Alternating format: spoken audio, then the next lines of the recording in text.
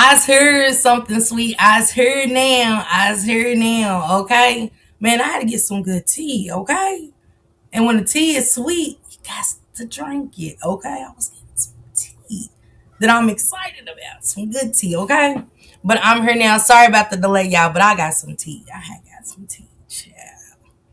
Woo, that's all I can say. Woo, Chad in my Polly Water voice. Salute everybody. Happy hum day to you guys. Man, I got my weave cap on under my hat, you guys. So, just overlook the her today. I gotta try to get it done and stuff like that. But salute everybody. Welcome to Miss Parker. Miss Parker, I hope y'all having a blessed hump day. I know I am, despite everything else. Hey Betty sis, what's going on? Drop your link.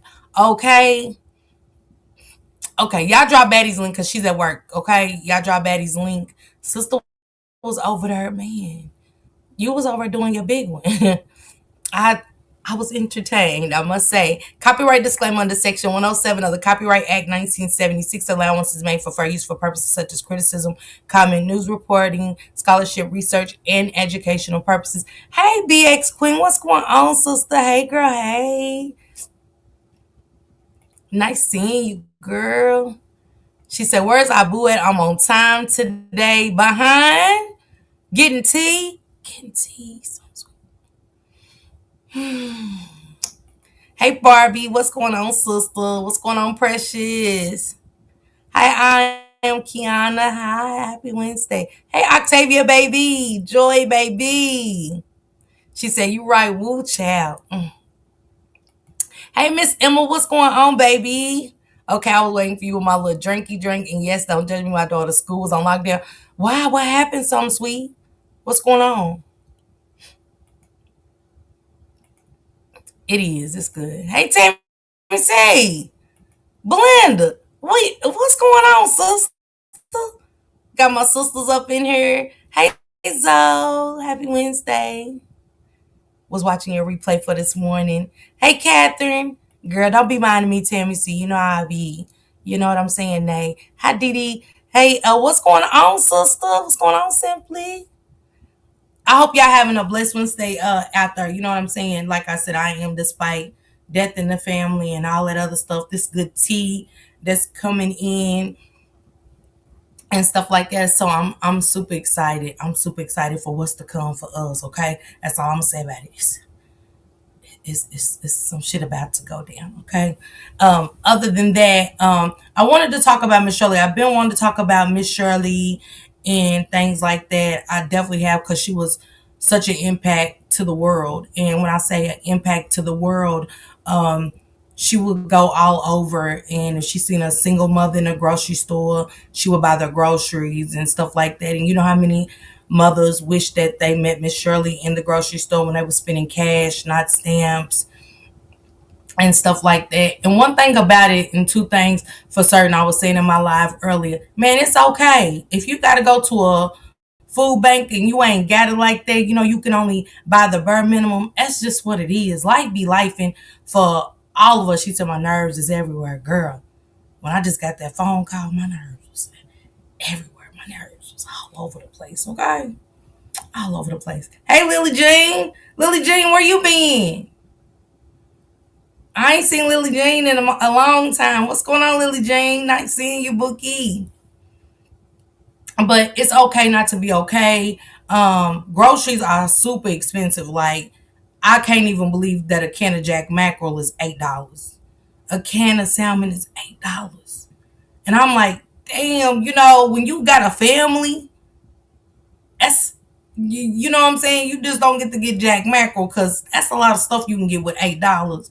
When, like, you can get a loaf of bread, you can get some lunch meat. You know what I'm saying? You don't always gotta have the chips, but it's stuff that you can get with that. A pack of chicken and stuff is still cheap. So you can get some food that can make some stuff, some chicken noodle soup. You can break that chicken down into so many different ways and stuff like that, but still, it's okay. Minnie, y'all, go over there, drop Minnie's link, y'all. One of the mods drop Minnie's link. Minnie does the couponing. She's helped me with the toilet paper, especially at the Dollar General. I sure utilized it and went and got my five out for 25. I definitely did. You know what I'm saying? And I be need my toothpaste, my toilet paper, and other stuff. And I just go over there and watch her channel and be like, okay, let me see. And then I've got some good stuff. I'm really racked up on my paper towel and my toilet paper right now. I'm super excited about that. And my laundry detergent. I utilized that for my laundry detergent last month, and we just now stocked up on laundry detergent again, but just stocking up from January to now, that's good for my household because I wash clothes every day. I don't take a day off from washing clothes. Hell, I got the dryer going and had to turn it off now, and it's like a heat in here. But go over there. She said it's okay, especially since 2 million have been removed from food stamps. 2 million people, man. She said, "Girl, yes." Hey, Tanika, what's going on? So drop mini. Thank you, Barbie. Thank you. And Barbie, can you drop Batty reacts sisters link too? But go over there and get them coupons. Y'all know we love some couponing, saving $1. And Shank Rock will tell y'all, anywhere I go, I got coupons. I'm using my coupons at the Dollar General that I got downstairs because I'm really about to stock up on my laundry detergent. I got some Tide coupons that are about to expire, and I'm using them at the Dollar General. You hear me? This weekend for me and my daughter. I'm gonna get her, take her so I can get her some and get mine, and I'm good. I'm gonna be good until like April or May. And that's what I like, coupons to save. And I got some other coupons on top of that that I'm going to use while I'm in there. You know what I'm saying? So I'm excited about that. Miss Shirley fed thousands and thousands of people. Thank you, T Lady, for the copyright disclaimer over there. Thank you, sister. And she would get blankets, tents, meals, like real meals and stuff like that. Stop and help people and stuff. The community looked forward to Miss Shirley. So I hope her daughter honestly carries it out like her mother did. You know, and she did this every day. She didn't do it one day, once a week. She did this every day. She said, I don't have a washer and dryer in the house yet, but it will I will get it eventually. Yeah, Big Mama. So it's still good. We still got laundry. You get what I'm saying? You ain't gotta have a washer and dryer to get that laundry detergent, because laundry detergent's even high. Even the cheap shit is high. And if it ain't, it's irritating the fuck out of our skin. We gotta be honest. It's irritating the fuck out of our skin, and cheap shit. So we use Tide, and I can't switch from Tide because I noticed that Shank's skin is sensitive and it irritates. But when Minnie posted that coupon and how we do it, I went and got my toilet paper, my paper towel, and then I stocked up on my laundry detergent or whatever. But it was one thing about Miss Shirley that they did talk about was some kind of white peel or whatever. Hey, Latasha Jackson, what's going on, sister? Was a white peel and things like that. So a lot of people was kind of like, did she do it? Or did somebody do it? Or did she have medical problems? And it was alleged that at one point they were saying that she was thinking, I think that somebody followed her or somebody was watching her or something and stuff like that. So I don't know. She said, Big Mama, neither do I, but I'm working on it. And I hope and Joy to the World and Big Mama, look in y'all communities, because I know in Kentucky and Lexington they do got a cupboard, and they got a cupboard that helps with dishes. You can go get pots and pans. It's sometimes furniture, but with the big book thing, people were sketchy about getting furniture and stuff like that. She said, Miss Shirley in Los Angeles, California. Yes, Miss Catherine. But they help with pots and pans, and they do put you on the list. So look in y'all community, see if y'all got that, where they have the washers and dryers and stuff like that. And plus, what saved me with my washer and dryer down in Kentucky, because we had a man named Mr. Mike, and Mr. Mike, goes in the white section where one thing about white people, I'm just being honest, no disrespect to y'all, but when they wash and dry, quit working, they throw it out and get another one. So Mr. Mike goes through them neighborhoods and be getting whirlpools, like nice washers and dryers, and he fixes them up. It might just be the heating element is out of it, but Mr. Mike goes and gets them and fixes them up. Okay. And he sells them for $50, 75. You know what I'm saying? And stuff like that to us in our neighborhoods. Shout out to Mr. Mike and stuff like that. So my wash and dry been doing good and stuff like that. So I appreciate him. But look and let me know, Big Mama and Joy to the World. Let me know what community y'all in, and I'll see if y'all got the same thing. Cause shit, as long as my wash and dry, that's all. I clean it out. I'll clean it up the inside and outside. I'll let the bleach run through it the first couple rinses and shit like that, and then you good to go. All you gotta do is wipe them out. You know what I'm saying? And then they're yours. I don't mind shit like that. I don't. You gotta crawl before you can walk, okay? Hey, 80s Blessed Baby. Well, let's get into this Miss Shirley video. And then I want to kind of get into Tyrone Davis's cousin speaking out. I want to read something that Miss Natasha was talking about the insurance policies and stuff like that. Oh, child. It's a lot going on, ain't it? It's a lot going on that I don't like it. But shout out to my girl Shanitra Speaks. Barbie, if you can drop Shanitra Speaks link for me, that'd be great too. On January the 27th, 2026, at approximately 4:43 p.m., Hold on, y'all. Hold on. Let me make sure I'm sharing my screen with y'all. Okay. I was. Let me take it back. Let me make sure I'm sharing my screen. There it is. Sorry, y'all. on Act like I ain't never. January the 27th, 2000. On Hey, January the 27th, 2026, at approximately 4:43 p.m., police received a call requesting a wellness check. The caller was 33-year-old Rashawn Williams, the daughter of 58, the founder of Beauty to the Streets, a nonprofit that distributes food and other resources to homeless populations in Skid Row. Now, according to police, Rashawn told officers she had been trying to reach her mother all day. Phone calls went unanswered. Knocks at the door went unanswered. But inside the home, she could hear her mother's phone ringing. That's when concern turned into something more serious. Officers were dispatched to her home in Henderson, Nevada. After arriving on scene and receiving no response, they made the decision to force entry in order to complete the wellness check. Once inside, officers went upstairs and things would take a devastating turn. They found Shirley on the floor next to her bed. She was unresponsive. Emergency efforts were unsuccessful and she was pronounced dead at the scene. She was only 58 years old. Now, according to a police report later obtained by People, investigators documented several details inside the bedroom. On the bed, there was a finished plate of food.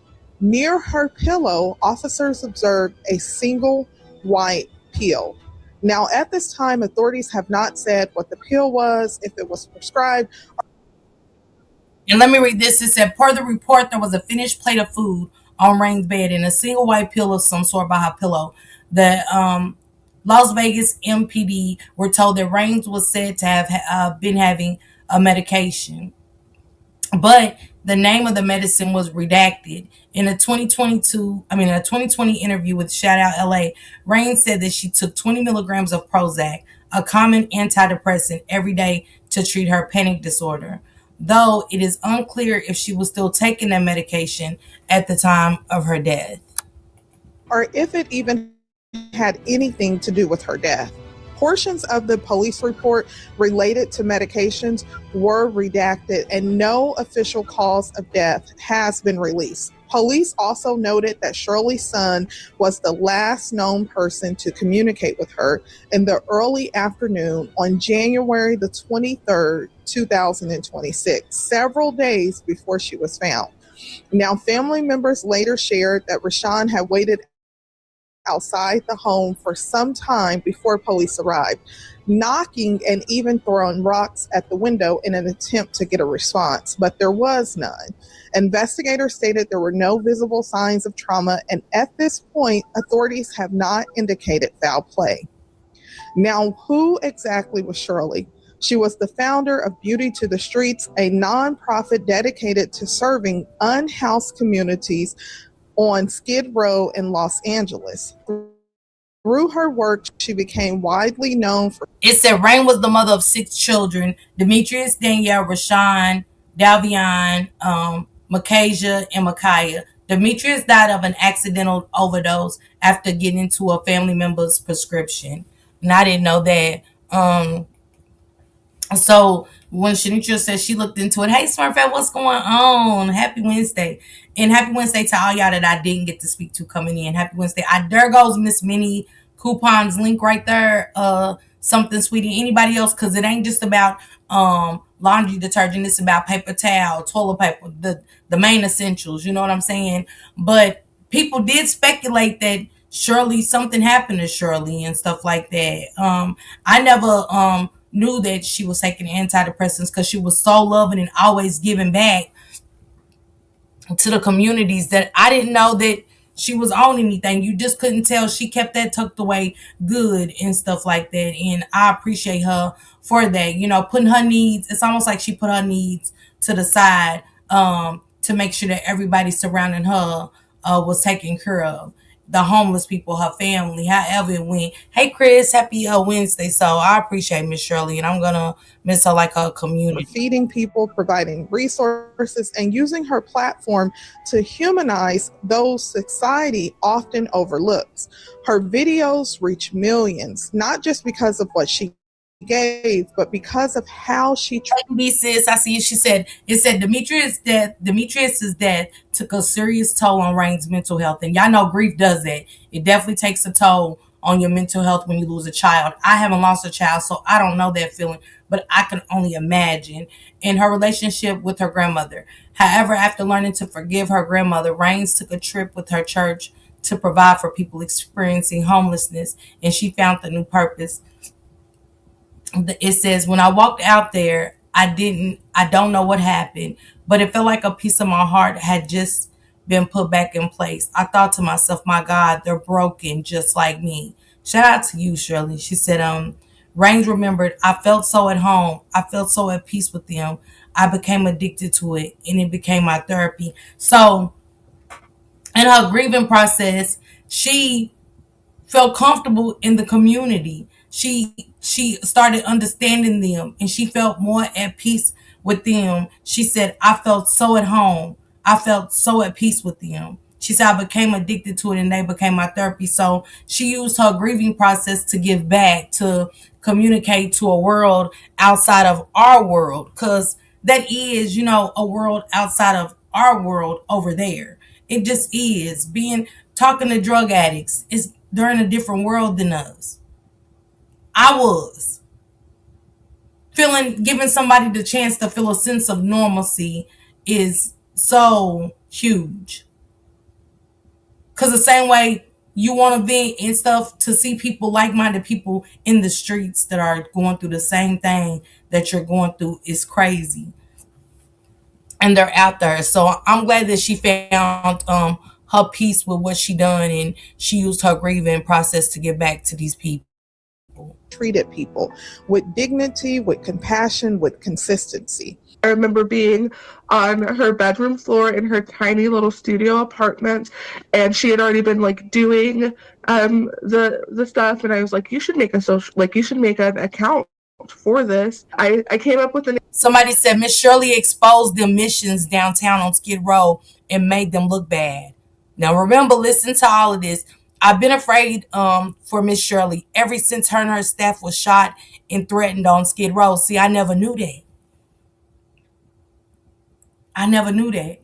Because a lot of times these people are getting these donations to these foundations, to these buildings. But when you go, they don't ever got nothing. But money is being put in to that business. Some kind of way, shape, or form. So they said Miss Shirley had exposed those missions downtown. Because apparently, and maybe those missions wasn't doing what they were supposed to do. This is when I start looking, I don't look at the family.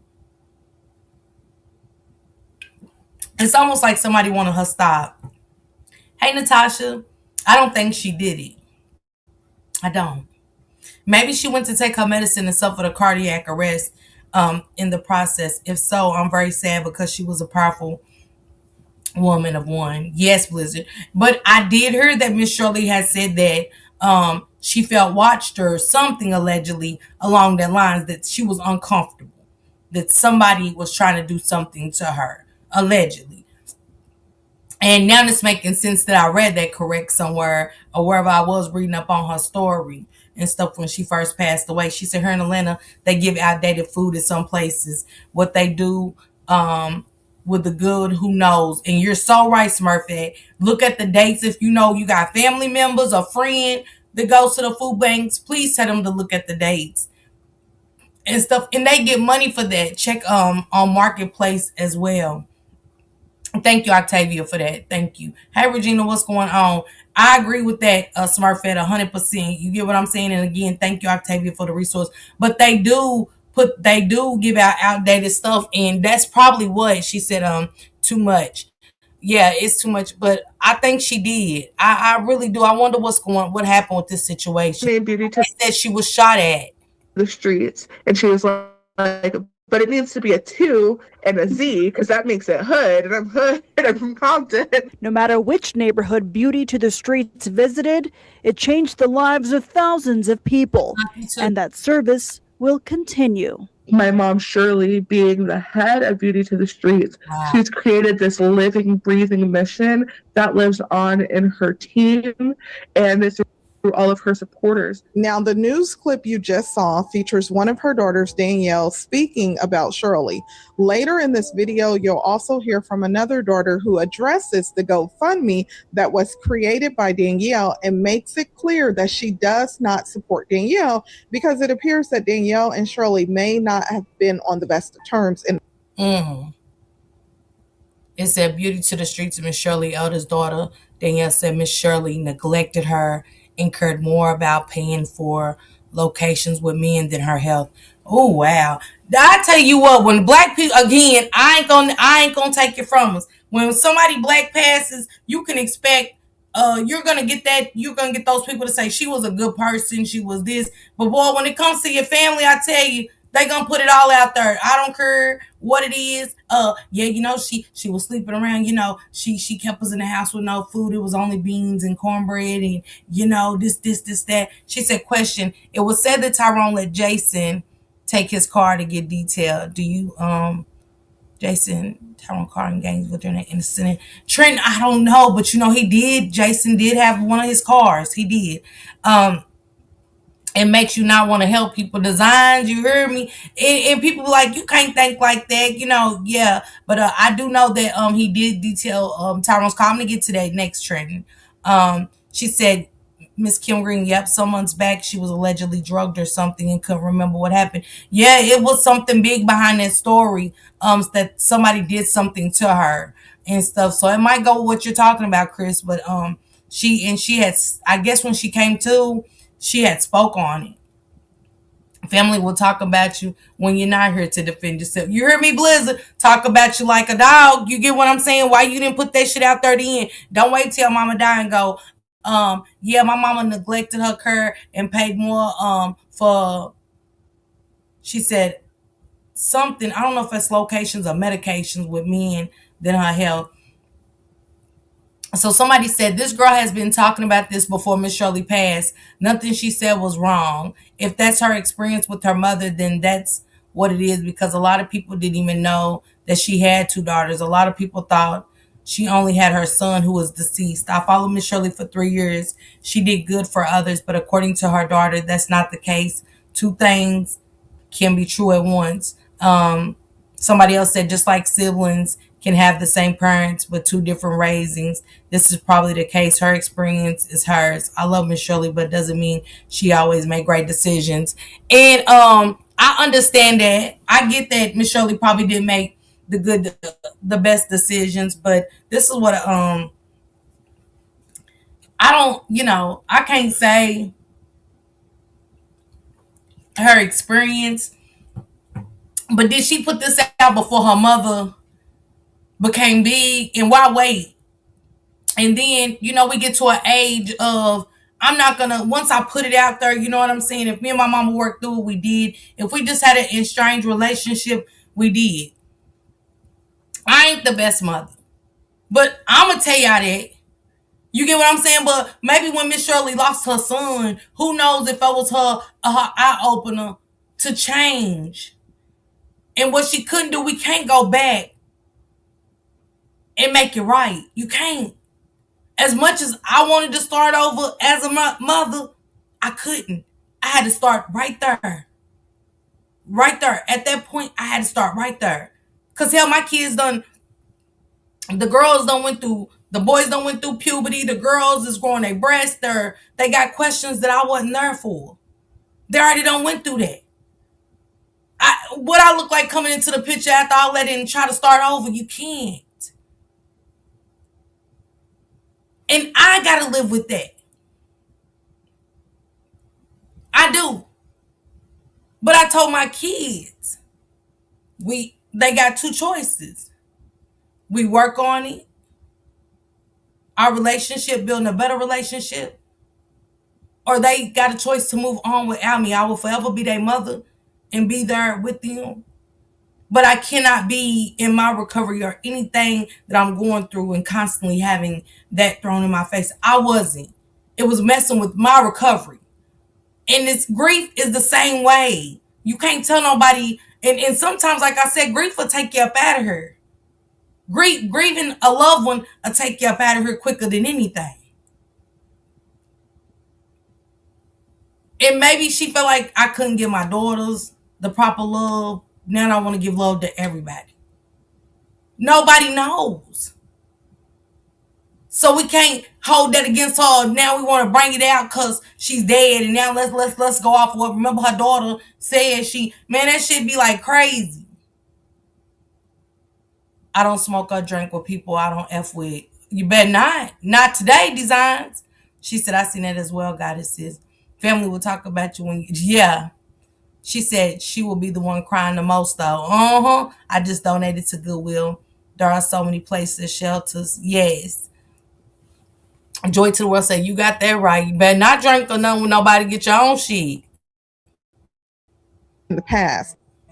She also shares her own thoughts about her mother, and we'll get into that shortly. But before we do, there's some important context to go back to. About 16 weeks before Shirley's passing, she took to social media and shared a video that has since resurfaced.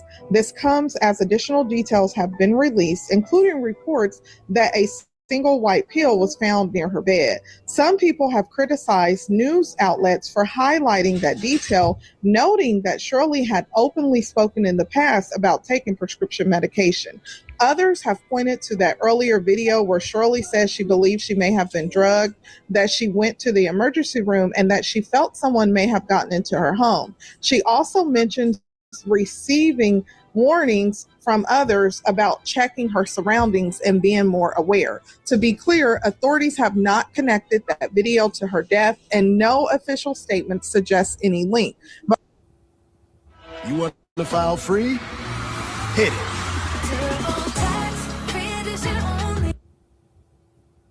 Talk to you about something a little bit serious. I realize I've been missing all week long. I have no memory of the week. The last thing I remember is hanging the piñata up on last Saturday, at Maryville's. I remember feeling extremely thirsty, and I remember telling Brandy my legs felt weak underneath me. After that, I have no memory of driving. They said I continued to feed. I drove home. I woke up Tuesday. I went to sleep Saturday night. I woke up Tuesday. Wow. In my house, scared. Bruising all on my arms as if somebody had grabbed me. My memory is completely erased. I still can't remember. I went to the doctor. It was too late to draw my blood to see if anything was in there. I'm still not 100% back to normal. Wow. My daughter's been taking care of me. It's been extremely scary. They ran all kind of blood tests on me. Nothing comes up. They think I need to do a better job watching, my surroundings. Somebody might have slipped me something. But that's where I've been all week. You haven't seen me feed, no donuts, no hot dogs, no pizza, no nothing. That's scary right there.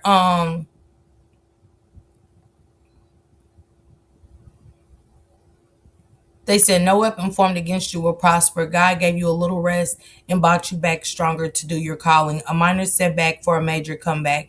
Trust and believe you're not going anywhere. Your job here is not done. God works are unexplainable. In Jesus' mighty name, amen. So somebody wrote that to Shirley because she's saying, hey, I couldn't remember. She said the doctors ran all kind of tests, nothing. They can't find nothing wrong. They can't find nothing in her system. And they told her to be careful with her surroundings. Because you don't know when you're doing God's work, the devil busy trying to stop that. Some kind of way, shape, or form, even if it's a person. You get what I'm saying? And it could be somebody on your team. It could be somebody that breaks bread with you or that helps you with your cause, with your purpose. He'll put somebody right there in your face to take you out. We can only fix ourselves and assist occasionally. I have a portable bar I take to events when allowed. Your phone location tells everything, even when you don't ask. Absolutely. Absolutely. She said, I don't even drink your bars. I drink at home. Me too. She said, exactly, a Judas. You heard me? A Judas. They're there. Okay? I don't drink at bars either, y'all. I don't accept drinks from nobody. I'm good. I'm already fucked up. Trust me, I'm already fucked up before I get there. I'm good. You know what I'm saying? As long as I got my weed that I rolled and got, you know what I'm saying, from the distillery and stuff like that, I'm good. I don't buy street weed no more. You cannot trust anything. If it's not prescribed to me, I don't want it. I don't want it. I don't even need nobody going, oh, you got a headache here. This is what I take. I'm good. People will do it and you won't think, you know what I'm saying? Hey, this is what I take for my headaches here. They ain't giving you no aspirin, they ain't giving you no Excedrin or no Tylenol here. This is what I take and you just taking it. Like, thank you, girl. You don't know what people's intentions are for you. You don't. I wish God gave us that. But then we'd be perfect if he gave us that spidey sense where we could just detect that somebody's bad for us. You get what I'm saying? She said, park a lot pimping faxes. I buy the bottle and check the seal. I'm good. Yeah, if things don't got the seal, I'm cooked. I'm still trying to get my memory back. I don't remember.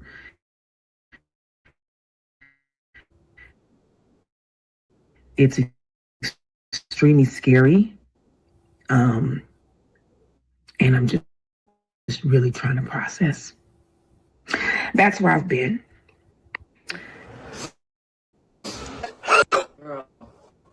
I'm going to whoop this. I'm not fucking playing, Brandy.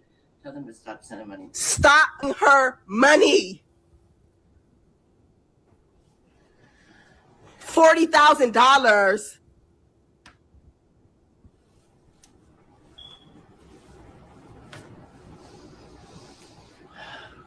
Y'all see this?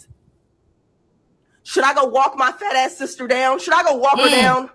What do I do? Should I go beat her ass? No, we'll take care of it the right way. Do I go whoop her ass? Brandy, this is my mama. I know. And then she used this bullshit ass picture. I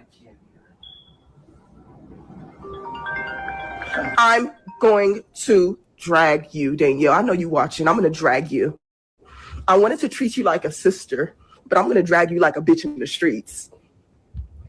Shit, she got the screaming and shit scared me. I mean, shit now.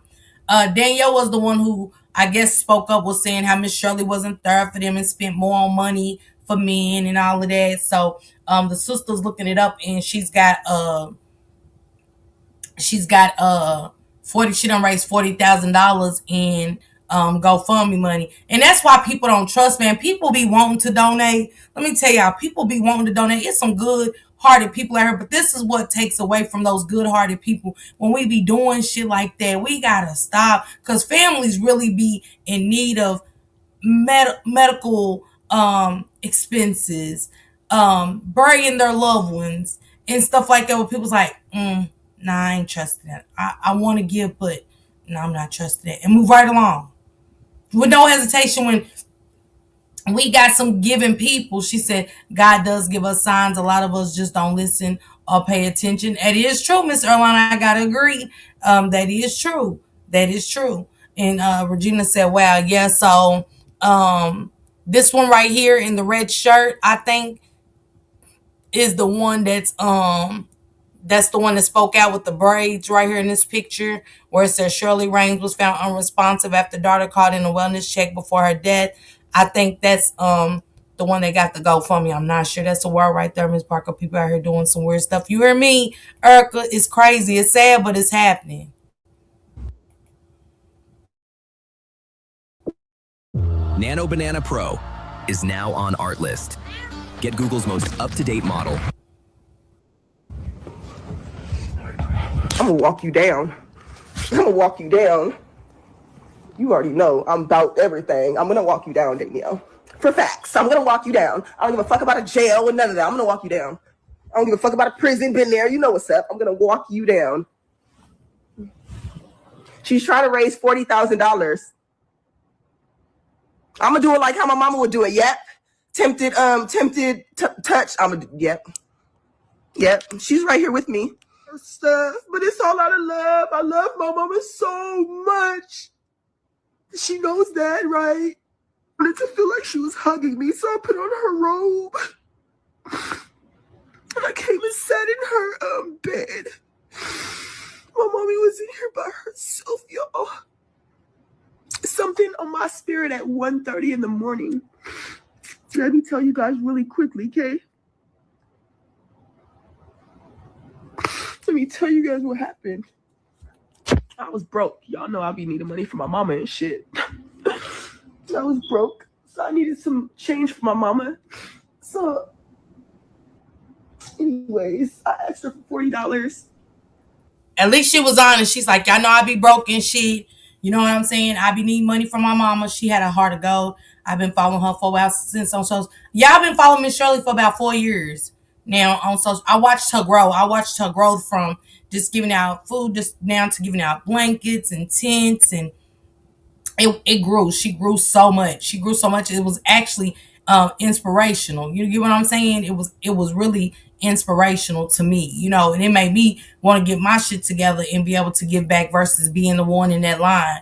So shout out to Miss Shirley, but you know, I respect this girl's honesty. So that I could get some bud. But this is the thing. Not weed, Chad. Something came to my spirit and told me I have a flight that was on the 9th of next month. And my return flight to go back home with the baby was the 13th. Something on my spirit came to me at 1:30 in the morning while the baby had an ear infection that was outrageous and had a fever, and I had no gas. Something came to me and told me to drive to my mama's house and surprise her. Charge your phone. Surprise her.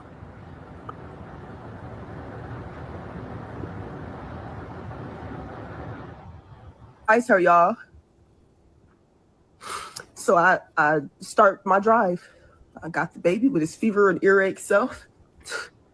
Because my mama said, you always follow spirit. You do what spirit tells you to do. And I was like, damn, I don't know if that's spirit or if I smoke too much weed and I just want to see my mama right now. But I believed it was spirit. So I got up and I moved at 1:30 in the morning from Beverly Hills, drove out here to Las Vegas. I got here at 5:38 in the morning.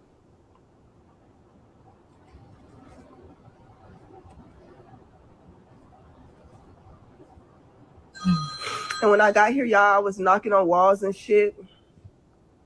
Knocking on the door. I'm a real gangster, you know. So I hopped the fence with Brilliant, the baby. Hopped the fence with Brilliant. Not hop the fence. I was throwing little rock pebbles at her window. I was like, she better wake her ass up. She in there sleeping like a bear. Then I turned on the water hose so I could hit the window with the water pressure to wake her up. But the water hose was bent, so the water wasn't coming all the way out. So that I believe her. I really do. In my spirit, I believe her. I believe her. She's like, you know, I'm ghetto. I done jumped the fence with the baby and stuff. At least she didn't leave the baby in the car, so I believe her. You get what I'm saying? She said, this is so sad. It is. And it's so unfortunate that when we speak out on certain issues, that people will try to shut you up. I want y'all to believe that. And even though you're doing God's work and you're doing something right, the devil don't want to see that. Trust me, y'all. The devil, hey, my flip mom, what's going on? The devil don't want to see that process. And just heard Miss Shirley speak a minute ago about still not having her memory back 100% and them running blood tests and seeing nothing wrong with her, it screams volumes to me. That plan had to go out. I'm just looking at all these desperate measures I took to wake my mama up, not knowing she was in here, in the condition she was in here in. Can y'all believe this? I feel like in my drive to come surprise my mama, I feel like in my drive I spun out and had an accident or something, and I'm dead, and this is my death side. I just don't know. I'm so confused, y'all. Yeah, so if it's Madman, which is hard to know, this is the name of the secret. Madman is the other one that she said she would like shot. Okay, however, Madman hasn't been acting right to Shirley. Madman has not been acting right to my mama, you guys. I want to share so many things with y'all, but I just have to wait. I'm just on my mama's live to let y'all know that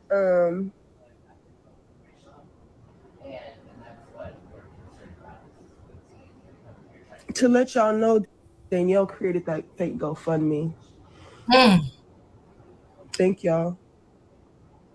So when they reported they'll take the money from her, right? Danielle's broke. She didn't buy all that motherfucking ice cream and shit. I video called that bitch one time. That bitch was sitting there eating a big thing of ice cream. I don't even know the size. Straight out the thing. I'm like, ew.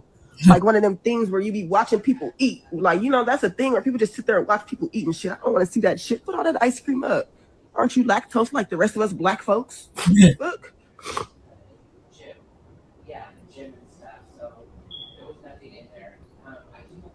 And you know, that's crazy that her daughter created a fake GoFundMe and stuff like that. She's funny. I like her. She's funny. Her mother was so inspirational again to people that people donated because Miss Shirley was a giver of all walks of life. She never sneered her nose up at the smell of the people that walked up to get food. She always had a smile on her face. And if that ain't inspirational, I don't know what is. But she was this way 7 days a week. Everywhere she went, she was giving. So to get $40,000 in your mother's name in an account is crazy work.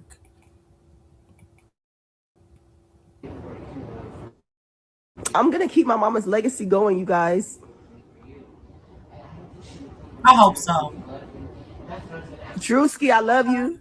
I love you, Drewski. Drew, are you coming out here? Please come. I'm in my mommy's bed right now, Drew. It just comes and goes.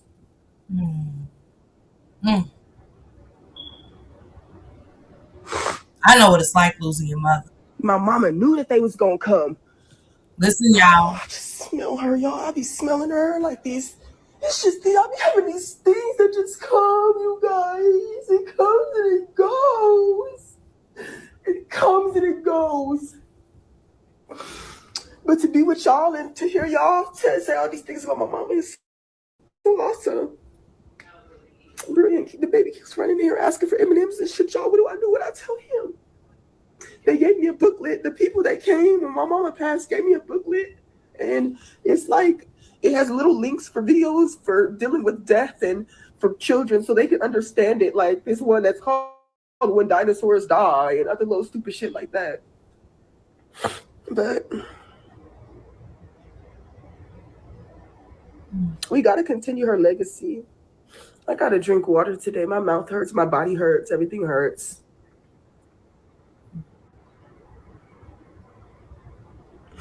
And then they be like, God will never put more on you than you can handle. Well, he knew I couldn't handle this shit. I have to put it on. For sure. And he put it on me. I was telling Maribel last night and Dominique when they came by, I was telling them like, what the fuck? God can do miracles, you know? And if I cry hard enough, maybe I'm just not crying hard enough. Because I know God can do miracles and he reads your heart. He feels your heart. And if I was really sad enough, he could bring my mama back. If I was sad enough, there's something God can do to turn this around. I felt like that. I everything she's saying, oh man, it's making me sad because I know what it's like to lose a mother. And I didn't lose my mother in that capacity, you know. mom was sick, but I still can feel her pain. I heard her pain and stuff like that. I definitely was like, okay, God, give it to me. You know what I'm saying? Even after my mama passed, like, why you couldn't give it to me? Being angry about stuff like that, like, you know what I'm saying? Mama's cool. She's in the house. She's loving and caring. I'm in the streets. Give it to me. And even though I was clean at that moment, just let me have it. I can cope. I'm younger. I think I can fight better than she can. Give it to me. Or why didn't you give it to me? But if y'all listen to her, she said, my mom knew that they was coming. She always knew that they was coming. And it makes me say, who? I would love to talk to her one day and ask her, who did your mother say was coming? What do you know what I'm saying? What do you really think happened? You know, what did she share with you and things like that? Because sometimes we do confide in our kids, you know. I'm gonna confide in my two oldest daughters, you know, certain things and stuff I have stuff that I've never told nobody else. I tell my daughters, like, hey, if this happens, or, you know what I'm saying? My daughters, even certain cases I cover, my babies will say, Mom, be careful. I don't trust that. Because they know what I got going on over here on my channel. And I'm like, hey, I'm going to do the Epstein files. Hey, I really want to dig. When I talked to that soldier the other day, my daughter was like, Mom, I don't like it. Be careful. And I was like, well, if anything happens to me, you know, I had to have a conversation because I had to think, talking to a soldier about disclosed things that's happened on Navy bases and stuff like that. I have to think of the danger I'm putting myself in. And I said, if anything happens, and, you know, I started talking about phone calls, because he told me, he said, we have to be careful on this phone. And he said, call me if certain things start happening and stuff. He said, things will happen. Things will pop up on your phone. You will start getting random calls that don't make sense. He said, just give me a call back and don't get scared. Don't panic and things like that. So I understand confiding in our children. So, my mommy has been gone since 2001. It still feels like yesterday. Losing your mom is hard every day. I play her, last voicemail. It's been 3 years. Yes. And Flipmo said she smells her mother. She said, oh, wow, I smell my mother too. You can hear the pain in this. And I wonder what Miss Shirley has disclosed to her. I just have to be in that state of mind with him. I feel like I have to, I don't know.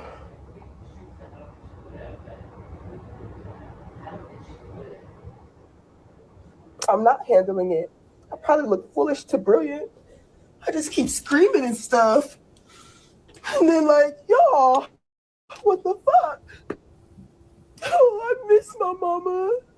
I really just miss her. Oh, man. I promise I'll never wear no more of your stuff or nothing. I'll just sit in here to be with you, okay?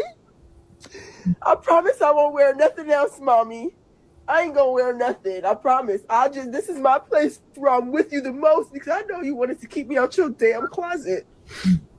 So I feel you the most here. That's where I feel her the most.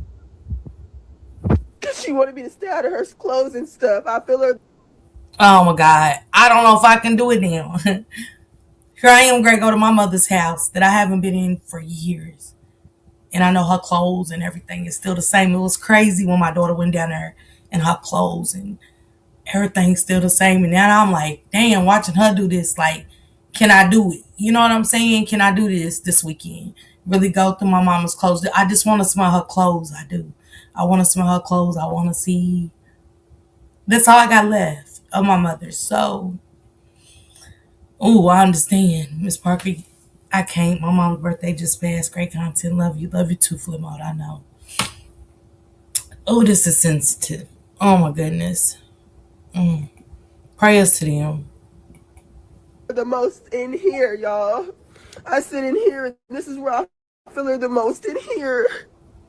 This is where I feel her right here. Can y'all believe this happened? Can y'all believe this? I know a lot of people that should have went before my mommy, Danielle. Just saying. Not your sister, child. It is hard, Flip Mode. Praise to God.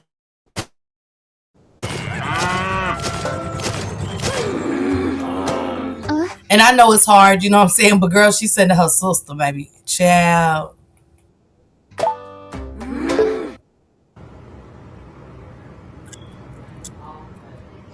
You know who I reached out to? Well, first of all, well, I'm not even gonna tell you guys that, but I reached out to the young man who my mom just paid for his mama's funeral. I reached out to him. And I told him, please tell me something. At this time, my mama's gun was still in the home and shit. They had to take her gun out the home because they're like, do you need it for anything? I'm like, yeah, yeah. And Frank, they took it.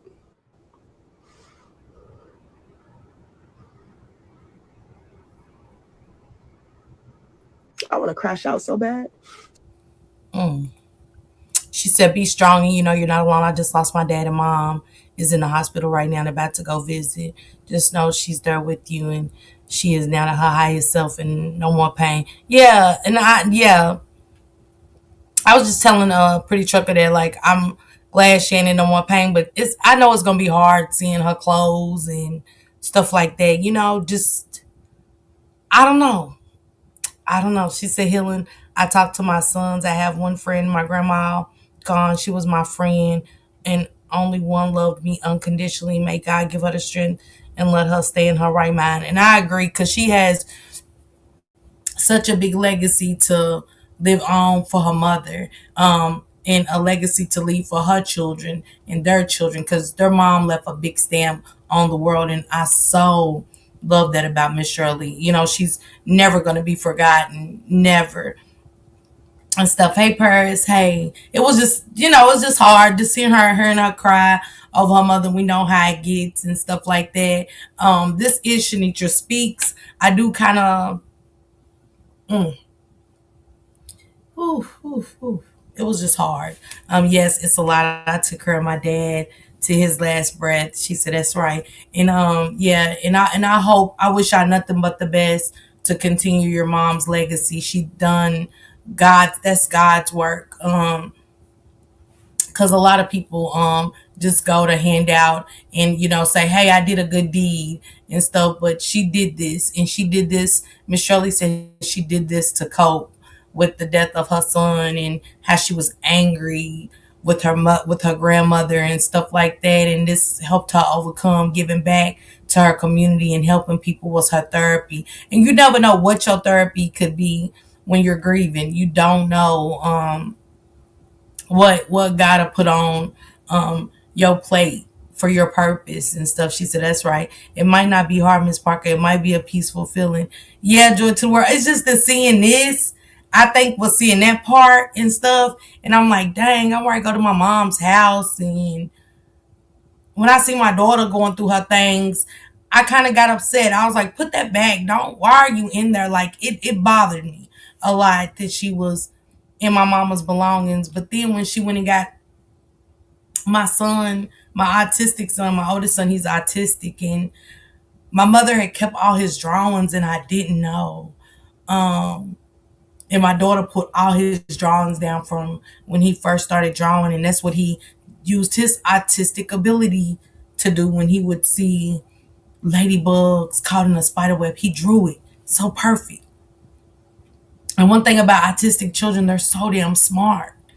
He was so smart in his own way, like, and my mother kept every bit of his art up until he got older and stuff. So that right there just blew me. It blew me. She said Lola's praying. Hey, Short Stack, what's going on, sis? But I want y'all to go check the rest of this out over at Shanitra Speaks. Barbie dropped her link and stuff like that. It's the title is Shirley Rain's Death, the single white pill found by police in the family feud and stuff. And I hate that when our loved ones die, that we feud with our siblings and stuff like that. I'm still kind of distant with some of my sisters. You know, I love them to death. But, you know, God is slowly but surely taking that away, because it's not my stuff to deal. It's not my stuff to cope with and deal with. It's theirs. You know what I'm saying? So holding on to something that's just not mine to deal with is what I'm finding a hard time to let go.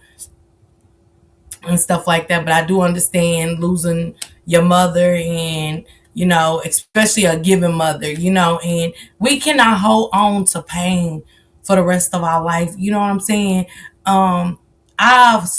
It took so long for me to learn forgiveness, forgiving, just forgiving. Some things I know I never let go of, and it'll forever be here. But the forgiveness part, just forgiving, because I still got to move on with my life. I cannot keep on continuously hold on to that stuff. And I had to pray and forgive. Thank you, Miss Sharon, for the gifted membership. If you get that green jacket from my sister, Miss Sharon, please tell her thank you. And thank you, Miss Sharon. Miss Parker, I lost my mom in 2001, my dad in 2004, my sister in 2020, and my other sister in 2022. I'm the only one left, but I'm at peace with it because I feel all of them every day. And prayers to you, joy to the world. That's a loss, and that makes me feel so much better. And if anybody is in here, that's a lot. And to be the only one left, you know what I'm saying, and being at peace with it. And I'm at peace. I know my mother loved me and stuff. So it still just gets sad at times and stuff. But I be crying happy tears and just the tears that I miss. You get what I'm saying? So that's it. That's just about it.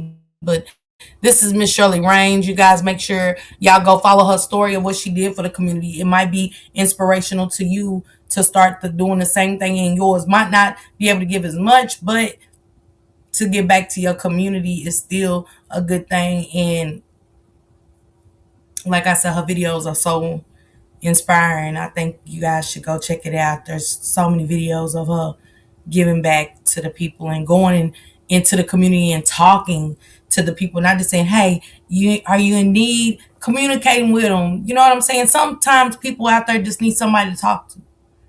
You never know after talking to them if they'll want to get clean, if they'll want to go and get a job, find a job, get themselves cleaned up. If I can help them with a better shirt and some khakis to help a young man get himself together, to give him that push, I will. If I see their shoes are busted, I want to go and buy them a pair of shoes. You know what I'm saying? Nobody said you have to go get Jordans or Nikes or nothing, just to have a comfortable. I know how my feet feel when I'm walking in flip flops. So imagine holes and all the air getting in shoes. So it might be inspiring. It might. You never know the turnaround that you can give somebody. I want to get to this one next. This is Tyrone Davis Jr. This is my girl Open Book. Open Book did a live the other day about Tyrone's cousin speaking out and how he said something, it just ain't right. Something still don't feel right about this. And when it don't feel right, that's because it's not right. Okay. She bought a couple of items from me like 4 years ago online. I started following her then. Okay, look, okay. Oh man. That's a beautiful thing. That's a memory right there that she bought some stuff from you. You know what I'm saying? Like 4 years ago online. You got that part of Miss Shirley and stuff like that you can forever hold on to, that might inspire you, you know what I'm saying, to do more, and I don't know, but it just might be inspiring to you. But thank you, Love Thyself. Thank you for dropping down and sharing that with me. I appreciate that. Like I said, she was a giver, and I know that she went out there and impacted and you don't have to give to impact your community. Just talk to the people in the community. They're just like us. They just got something going on. That's it. We all do. But theirs is seen. We can hide ours. We can hide ours in these homes, and everybody don't get to see that we're struggling, that we're going through something. And I see a lot of people doing it online. And so sometimes I just want to say, stop it. Stop it. Especially when I know for a fact you're going through hardships. Because see, if you got it, you would have never went through a hardship. I don't want to sit around people to put other people down. You got so much going on and you got it so good. Go get back. Go get back. And if you do something for somebody, quit talking about it. Because that's one thing I don't want to do. I'm going to tell y'all that's what I want to go do. But I'm not great. Come on here. I'm not great. Share it. I'm not great. Do it online. I'm only doing my online just to talk to people of all walks of life, but giving back, I'm not. That's my time. And that's something from the heart. You get what I'm saying? Not, ooh, girl, I give back all the time. Yep, I sure do. What y'all giving back? What y'all doing? Don't worry about what I'm doing. Don't worry about what nobody else is doing. Long as you doing it is what matters. You get what I'm saying? She said, yeah, I seen it. Shout out to Open Book. I love her. I want to play what, before I get into the cousin saying why he feels that way, I do want to, get into Miss Natasha. No, I couldn't find the video, but Open Book did have it. I know Criminal Villain has it over there as well. But this is the updates that we did get from Natasha and the family. Reopen. When you get to Hold on. they received a phone call on yesterday and they wanted to be transparent and keep us all in the know of what is happening. So let's listen in as they share the latest updates in Tyrone's case. Happy Saturday. Through Facebook, I asked if anybody and everybody can get on because we're having a very important meeting that we just got out of from the Davis family. We have some important news that we choose to share with the whole world because it's necessary. And we have a lot of people that's supporting us, standing in the movement for justice for Joe. So as more people come on, I just want to say this. Thank everybody who assisted us. Even if you said a prayer for our family, even if you lit a candle for our family, those of you who showed up to the candlelight in numbers from all over the world for our family. I thank everybody who bought a t-shirt for our family. I thank everybody who watched the funeral online for our family. I thank everybody who came to the funeral for our family. I thank everybody who supported us with resources for our family. I thank everybody who showed up for the protest for our family. I thank everybody who put up blue hearts for our family. I thank everybody who got positive words.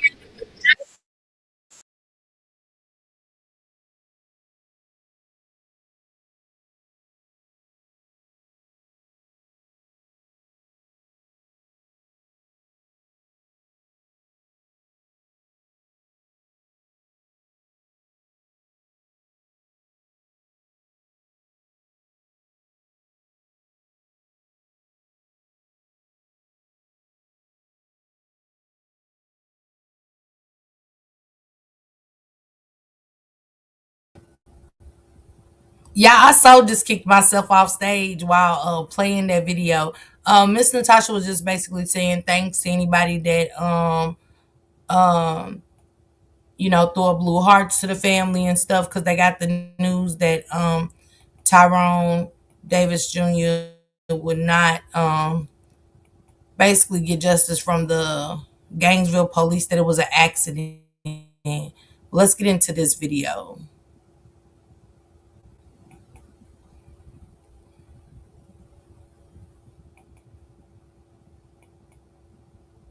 Attacks. I love how user friendly it is and just really.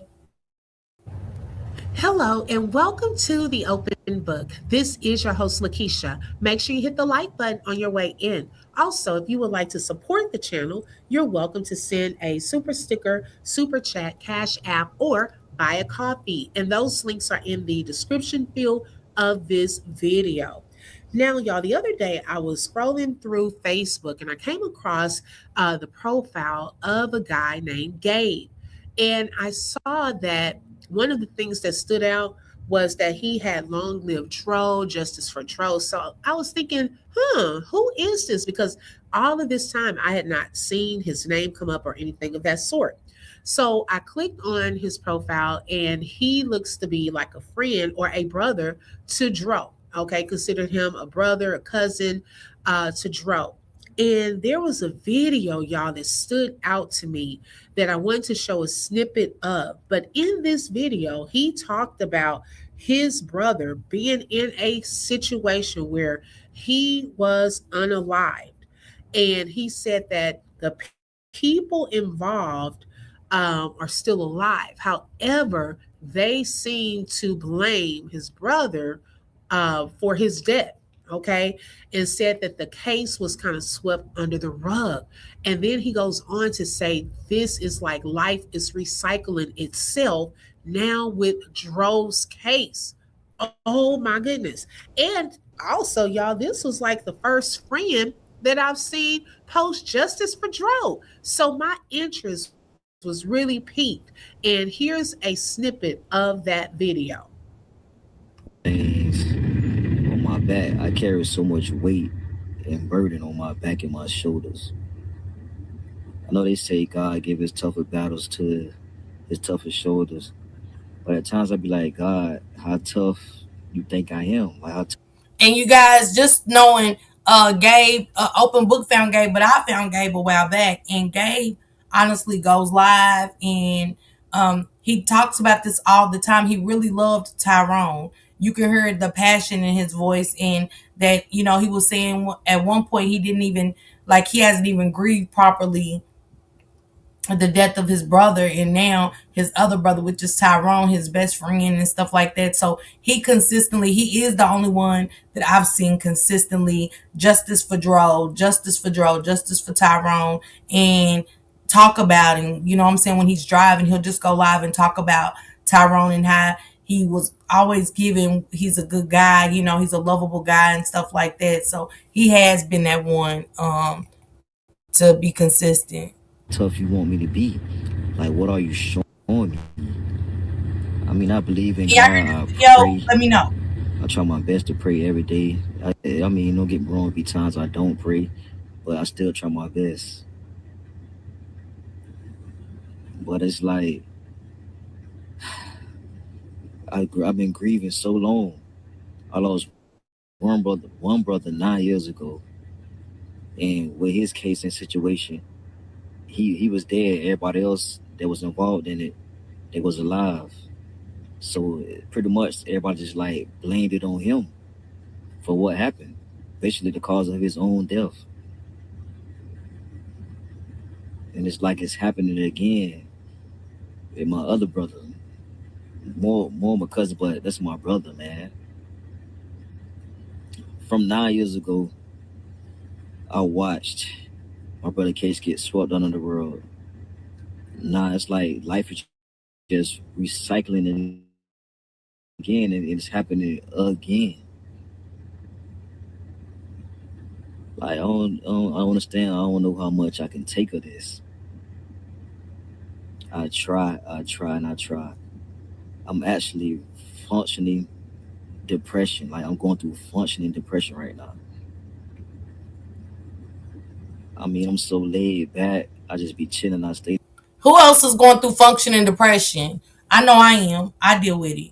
And functioning depression means that we go to work, you know what I'm saying? We look like, regular people to y'all. We go to work and we're really pretending, and we put on this fake frontal that we're okay and we're really not, and stuff like that. And he said that, how many of y'all agree with him that Tyrone Davis Jr.'s case is getting swept under the rug? Because I honestly feel like it's being swept under the rug. I agree with him 100%. Praying for you, Gabe. I don't know you, but praying for you for the loss of, not being able to grieve your other brother, and now your best friend is gone and stuff. And he talks about this consistently, so I know he's dealing with something as far as depression, because you can hear it in him when he goes live. And this is not the first live I've heard him talk about Tyrone, but to be like, dang, it's like deja vu, like now they sweeping this under the rug. And when you know, but being a functioning depression, yeah, I definitely deal with that. Myself, I don't have many friends, and the ones I do, I hold them dear to me. But when it comes to my family, that hit totally different. It hit totally fucking different. Like it just, Yes, man, yes. we grieving for 9 years, and then to get more grievance added on to it. Like when it's gonna end? Like when is it going to end? Man, I don't think nobody understand. I don't want no sympathy. I don't want no pity. None of that. And I know there's people out there that's going through those same pain as me. But at the end of the day, they pain not my pain, and my pain not theirs. It's still a difference. I don't care if the situation the same as that situation. My pain is gonna be different from theirs. I don't think y'all know how it feel to lose people really, really, really close to you. Like people that you talk to every day, did everything with. Like from sun up to sundown, stayed on the phone, shared the same dreams, like had the same goals. Like man, this shit ain't right, bro. The truth is out there, and I just want the truth. My family want the truth, man. That's all, and that's it. Yes. It ain't gonna heal our hearts. It ain't gonna cover our pain, but the truth will bring light to something, man. Like help us get over this grieving like this, man. I lost my first brother 9 years ago, and you'll think, oh, time heal wounds. Time ain't healing shit. Time is not healing shit. The pain is getting deeper and deeper every day. And you'll think 9 years ago, oh, let that go, this, that, man. Oh, go see a therapist. Man, a therapist can't tell me how I feel. Amen. I know they say, yeah, therapy help, this, that. And I personally, I don't know because I never went through therapy. And I don't know, man. I can definitely feel them. It's easier for somebody to say, "Hey, Miss Sharon, just pray about it." And I got a bad habit of doing that. Just pray about it. It'll be okay. Just pray. Who are we to tell somebody how to deal with their grief? I know we want to mend the hurt feelings and all of that, but sometimes, like I said, it's just good to listen. That helps letting people really get a lot off their chest, so we'll know what direction to take with our friends, our people we work with, and stuff like that, our loved ones and stuff. Because if we just, oh, everything's gonna be okay, put it in God's hands. It sounds good, but that's not always what people need because it sounds good. You get what I'm saying? So I understand what he's saying. And going to therapy for some is good, but therapy is not for everybody. Sharon said, I functioned with grief for 33 years, and yes, they're sweeping Dro's case under the rug. Octavia said, yes, love. Hey, JR, what's going on? Or Junior, must I say? I honestly can't stand when people tell me that. And that's how now I'm realizing now that's how a lot of people feel. I've talked to a lot of people about that, Barbie, and they're saying that, like, I hate when somebody tells me, to let it go. It's been 9 years. Like you said, they saying let it go. You can't tell somebody to let go of grief. Some people grieve to their death. Some people grieve to their death, to the death of them and stuff. I know when Philip got killed, and this is my cousin's cousin. When Philip got killed, his daddy eyeball grieved his son's death till he died and stuff. And I that was my first experience with somebody grieving the death to, what I'm saying, grieving themselves to death and stuff. So yeah, she said Dro will get justice. I hope so, because this is also showing the world that they will sweep our black men, not just our black men, but our melanated people's death under the rug. They don't want to deal with it. They don't want to deal with the loudness. You know what I'm saying? They don't want to put up with what we're bringing. Yes, I can't stand when people tell me, I understand what you're going through. It triggers me. And I'm glad Nays, another person, said it triggers her. And I don't know. That's why I be up percent. I don't know the feeling. I don't. And stuff. I only know about losing a grandmother, two of them, a grandfather, and losing my mother. But my mother was the closest thing to me. So losing her, can't nobody tell me anything. You get what I'm saying? And I feel y'all. And I just hate that I was one of those people now to be like, I understand what you're going through. I don't, but I'm praying for y'all, and I'm praying for Gabe as well. I'm hurt behind this, bro. To lose two brothers like this ain't right, bro. First Trey, not Drew. Me and Drew shared the same things, bro.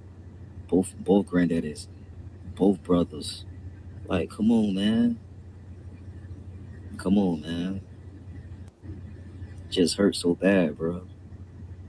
It hurt so bad to know somebody that you was so tight with, dealt with every day on, day on, like day on, day out. Like you dealt with this person every day, and they just gone now. They just gone. One thing for sure though, death is permanent, bro, and there's no returning. There's no reversing that. It's nothing. Like, and that's the part I understand, but I can't never fully understand it for real though. And let me read this to you guys. This was also suspect to me. This is per the family.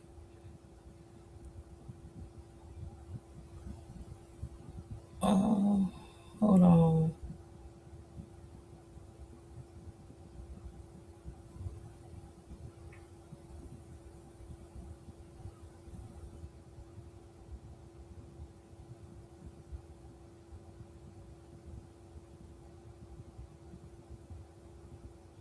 Oh, Lord.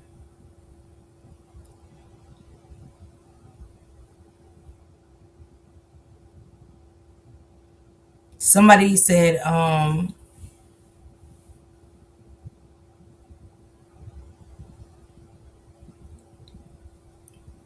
they said, yes, this is so wrong on all levels. They just want money. It's no lawyer going to take this case.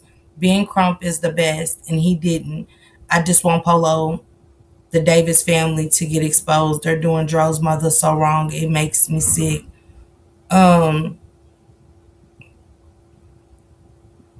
You know, jeez. I don't know what's happening with my Facebook.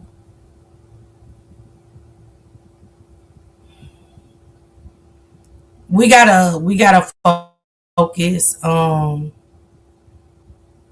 the right thing, and the right thing is justice for Dro, and just focusing on what I can do to help. If I can write a letter and stuff like that, I want to do that. If you're not comfortable sending money, then don't.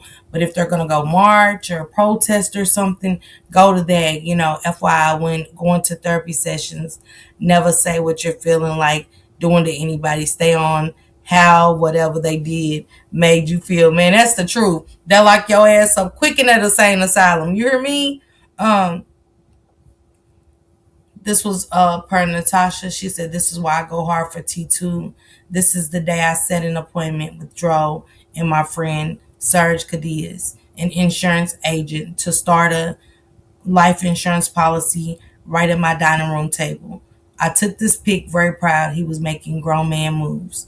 Long before Delulu came, but since then, unusual online changes were made when he always went through the agent. Guess the hush money is to stay quiet till the check comes. Well, my nephew's life was worth more than $250,000 that has to be split. Jesus. And so you guys can see that this is a post that was made. This is on Natasha's page. That's Dro with the insurance agent at her kitchen table and stuff. And she's basically saying that when she said long before Lulu came, that Dro had a insurance policy. So she said, but since then, unusual online changes were made when he always went through the agent, meaning that Tyrone wouldn't go through online because he always talked to the agent. You know what I'm saying? To make changements, adjustments, and stuff like that. And his policy was $250,000, and She said it's got to be split. And the crazy part about this is I'm not hearing his kids being mentioned at all. It's almost like as if his kids was non-existent. Like, that's why the Lulu shit is out the window for me. Because you don't love my kids, you don't love me. It's not possible. There's no possible way that a man or a woman loves you but don't love your children. It's not possible. It's non-existent. And again, I want justice for Tyrone. I feel like murderers are being able to walk free. Murderers are being able to walk free. Look at Shannon and Annette. I always go back to Naziah Harris's case. We all ain't got the same feelings because y'all listening to content creators. It's the story that's been placed in front of y'all. It's the people talking and you're going, what'd you just say? I thought you said this and I thought this was what was said. What did you just say? So listening to them, and they're free. They're free today. Yes, I believe that because my husband does all business online. And she said that part crushed me, praying for the family. Smurfette said package. Octavia said amazing father. She said priest. What kind of package, Smurfette? And online changes. What kind of online changes? Such as taking his children off the policy?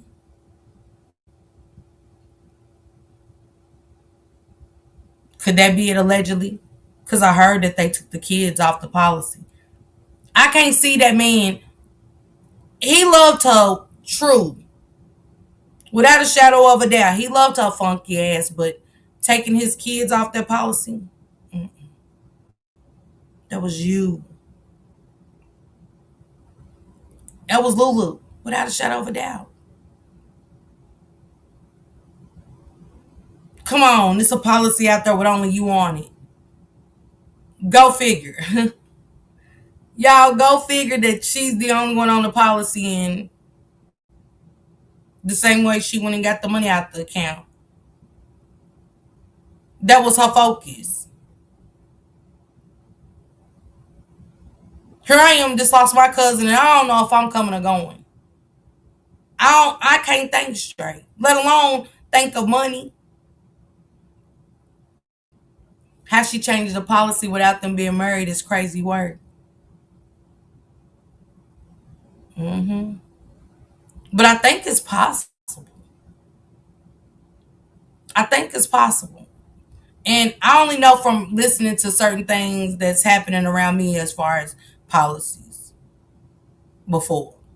And I thought it was crazy. I must say, when the deal was about the policy, the insurance policy, I said, I mean, I got it in a sense, and it wasn't for me, but I'm just like, I get it, but why would you be over it? If they have living children, why do you have to be over it? Y'all get what I'm saying? If y'all comprehending this, almost like somebody asked somebody, I'll put you on it on, I'll pay for your insurance, but I have to be over it. And I'm saying, for what? And it wasn't even me. I'm just listening. Like, why do you got to be over their insurance? See, that's what why I watch people and I listen. I listen to everything because that lets me know what kind of person you are. It's like my sister called me. I'll pay for your insurance, but I'm gonna be over it. Versus, I got older daughters that are very capable.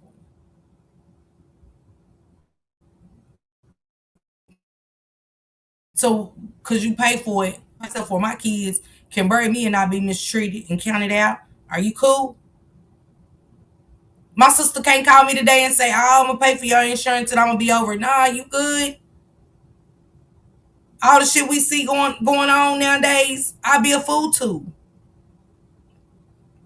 I trust my daughters to put me away well and do what they need to do. I ain't saying money won't change people. Don't get it twisted. That I've talked to my daughters and tell them in a minute, They'll tell you, I don't trust you when it comes to burying me. I don't need no attitudes and, you know what I'm saying, you pussyfooting around to break the other kids off. I don't need that. And at this point, I don't feel safe with you. My kids know. If I don't feel comfortable with leaving you as my beneficiary, I'm gonna tell Nisha and them why. I look at their relationship with me to determine. I even had it at one point where I wanted my youngest to be my beneficiary. But I didn't want to put that burden on her because where she almost lost her father over the summer. That's the only thing that got me with my baby girl. I said I can't put that on her. Because although she was doing very well making decisions about pulling her father off the life support, she caught me crying and I felt how heavy it was on her. And I said, even though I know she would do the right thing. But I have to have that same faith in my kids to say that I don't want nobody in my sisters or nothing calling having the insurance over me. For what? I think not. Those kids didn't deserve that. They don't. Package deal always, my son and I. You hear me, Smurfette? And I do like what Junior's saying, how she changed the policy without them being married. It's crazy work. But online, y'all really think that, Junior, you think that Dro took his kids off the policy? How many of y'all think that? As good as we seen him with his kids. I don't feel that. I ain't saying it ain't possible neither. But just in my heart of heart, I don't see that. And Conda made a post about how she did the kids so sad. Who did Octavia? Who's Conda? That's sad. Even with, let me tell y'all, even with the cell phone for Tyrone. Okay, Tyrone usually pays the bills. Okay. But where's the open communication with you? To where you say, I got it. It ain't about me taking money out of his account or nothing, but give me a second. I got it. I'll pay their bills. Send me all the information over. And I got it. And that's it. I don't want to. Aunt Natasha went live this morning talking about it. Hold on. Let me find her live. I'm on her page. No, you lying to me.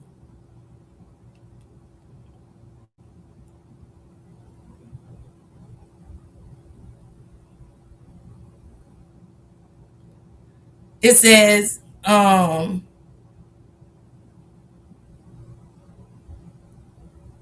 so on Facebook it says all this is Rena's family. They said all this pointing fingers, all of these lies, and all of these conspiracy theories is blocking the real issue at hand here. The Davis Jennings family took a major loss at the hands of only one person, Kiara. My cousin was a man of love, and everything that's been going on is completely against what he stood for. Justice for Dro isn't just a hashtag. It isn't a Davis versus Jennings or a money scam. It's a peaceful movement. Please don't lose the vision behind all this bullshit that's being fed to the media. The facts remain the same. And this is his cousin on his mother's side. He left his family for a vacation with Kiara alive and was transferred back in a body bag. The family wasn't notified until 24 hours. Kiara changed her story multiple times. Kiara did not call 911 nor render aid. He died from blunt force trauma, and Kiara left him for dead. It's simple. It's jail or hell behind T2. And anybody standing behind Kiara can hold her hand and go with her. Ooh, child. And this is on the mom side, okay?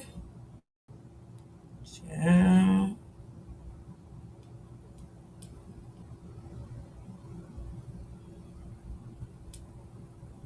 Jeez.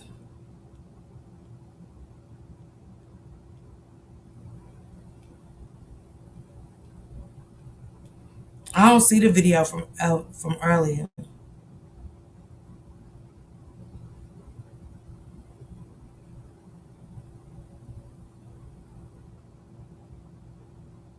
Let me see.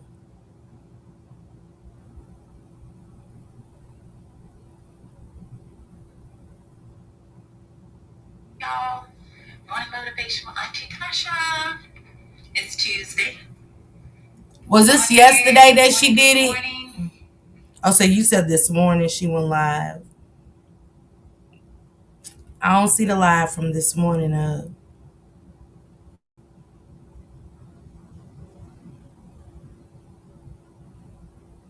She might have took it down. Oh, Kunda Davis. I see Kunda.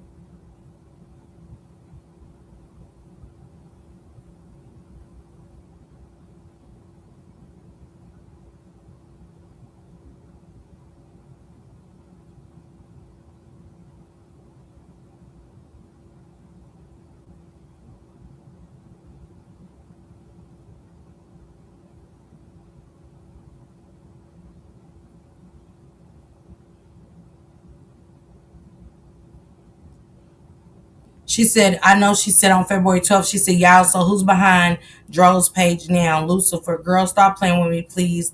This ain't what you want. She said, Kiara Davis, aka that damn Lulu, has told us Tyrone Davis Jr. No, they were never married. Family, multiple different lies about what caused Tyrone's death. She told one of our family members that it's none of our business what happened to him.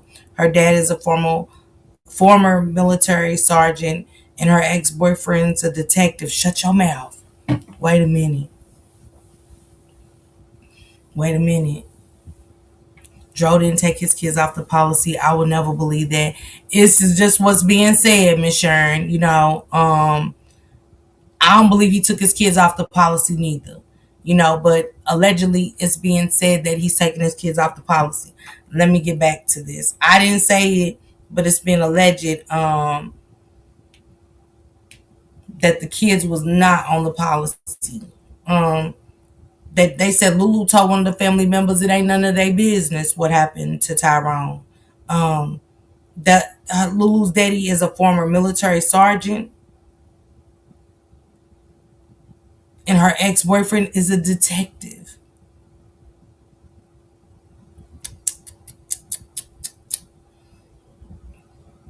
We are seeking justice for Tyrone Davis Jr. Kiara has plenty of motive, and we as family are seeking answers and justice. Gainesville police has failed Tyrone's case from the beginning. So in fact, having his name wrong on the police report, I know you lying to me. So they got his name wrong on the police report.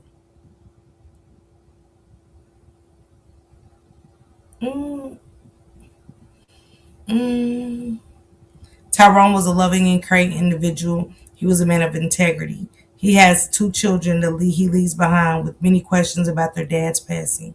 Kiara doesn't care about his children, though. Tyrone was loved and showed so many love. Please help us with getting justice that Tyrone deserves. We will not give up on him. Oh, child.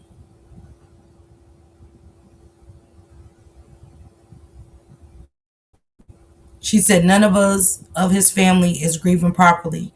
Have you ever had to bury someone you love but didn't know why?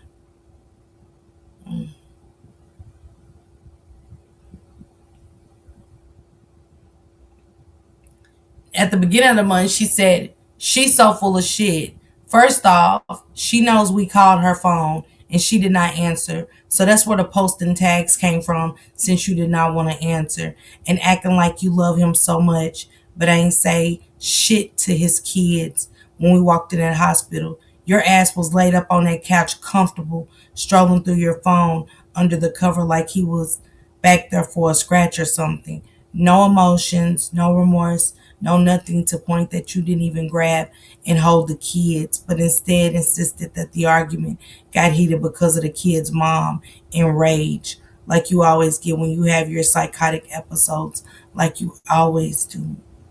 Just like the time you jumped on him down the street from my house and my sister broke 2 nails and you didn't want to stop attacking him, calling him broke and sorry and what he wouldn't have had if it wasn't for you. I know you lying to me.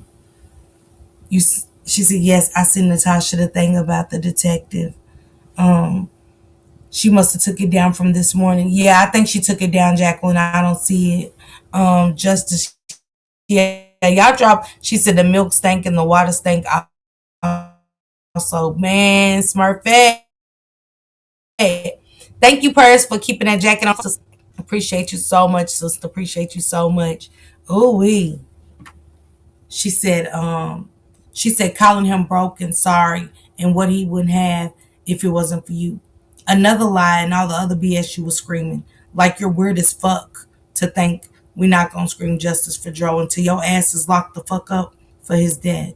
And yeah, my sister did call and talk to your ass. And you told her on that BS ass call, he jumped while you was doing 20 to 25 miles an hour. But you forgot I seen Tyrone myself. Where the fucking scratches from that jump? To be honest, you envied his daughter. You was envious of Shayna and what you told him out of your mouth, and he had to explain to you that his love for her was different than the love he had for you. I know you lying to me. I'm gonna tell you something. What goes on in the dark always comes to the light. I don't care what it is. It might take death for that shit to come to light, but it's coming to the light. She said she was jealous of his daughter. And it shows. It honestly, it shows right now. Because you gotta think a bitch that don't, she said you didn't hug his kids when they walked in that hospital. You stayed on your phone under that cover on the couch as if he was just in there with scratches. She said, keep going. She be going hard for Dro. Y'all know I be on it. Natasha too. X was the PI, aware of the detective was her ex, because I'm the one who had her to bring her to the criminal villains. Oh, okay. Thank you for that, Miss Tanya. That's the post I'm talking about. I'll tell you what did I miss. I'm on my lunch break now. Ooh, child.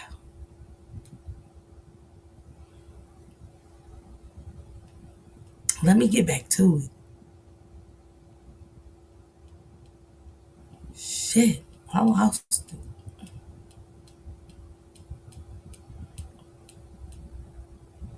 Oh, okay. Let me get back to this part. She said, to be honest, you envied his daughter. You was envious of Shayna and what you told him at your mouth, and he had to explain to you that his love for her was different than the love he had for you. And that be any man that had kids and moved on and they in an okay place, you know what I'm saying? He once loved her, he was with her for years, bird 2 kids with her. Y'all can't be expecting y'all baby daddies or the man y'all with now to hate his baby mother. Like, women, stop it. Stop it with the insecure. That's insecure. Insecurity's like hell. It's a level of respect giving. You know what I'm saying? But it ain't got to be no, hey, Tom, what's going on, sister? I'm really praying that family gets justice. Me too. I'm Kiana. Me too. She said facts. But we got to stop as women feeling like, you know what I'm saying? Tell him what kind of love. He had some kind of love for her. And it's different. It is different. It is different. Like, loving you and being in love with you is 2 different things. Know that and know it. Okay? I don't think people know the difference. You know what I'm saying? Of that. She said, a matter of fact, you told me at Kira's boat party how you don't be wanting the surety to and how you be wanting him all to yourself. And I walked off from your ass. So save all the bullshit for some bird brain that don't mind listening to your bullshit. We know who you really are, so please save it, Lucifer.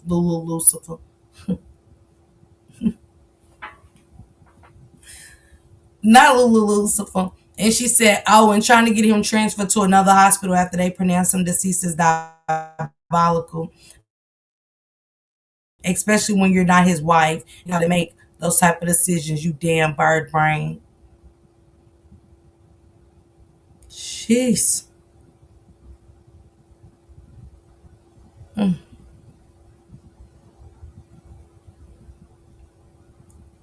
Jesus. Well,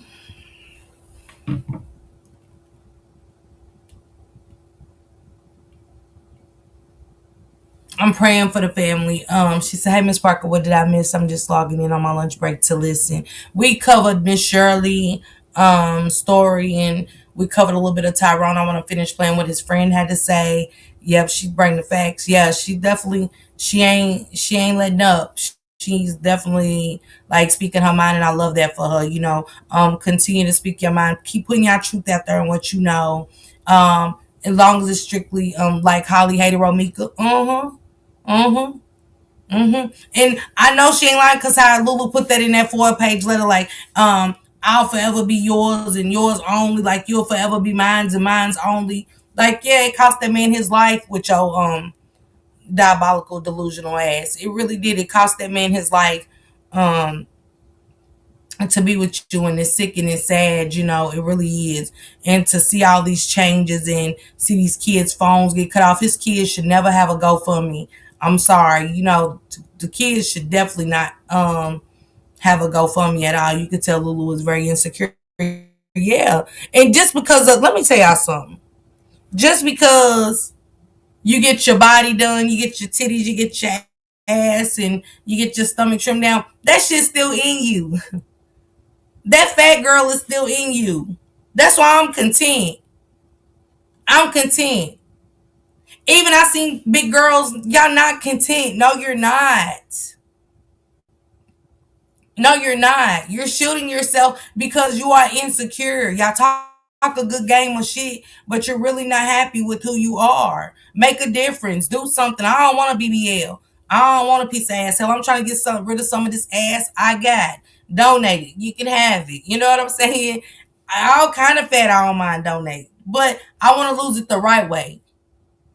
I want to lose it the right way. That's it. I ain't never had big breasts. I'm okay. I'm okay with that. The bigger the breast, the more the tissue problem and the cancer problems. Hell, my little jingling Paris got the most problems, got more problems in a broken car. So I'm okay with that.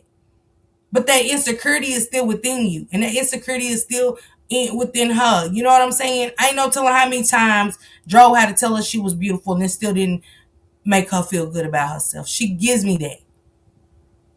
She gives me whatever he gave her, it wasn't never enough. So she had to hear it from different men. She needed that validation from different men to tell her she looks good. That's why the cheating came. So, yeah. Yeah, she definitely went in on her. I don't know, bro. I don't know, man. I've been trying to be as transparent as I could. Like, this pain just a different pain, bro. It's different. Like, when my family gonna stop taking losses like this, bro? We good fucking people. We good fucking people, bro. We love on everybody. We love on each other. Like, we good fucking people. Like, come on, man. Now, another thing that I saw on Gabe's page was a post that he shared from another lady. And she had, this was around 2 days before February 12th, so around February the 10th. She had shared this post to Dro's other page, Dro That Nick, right? And tagged him.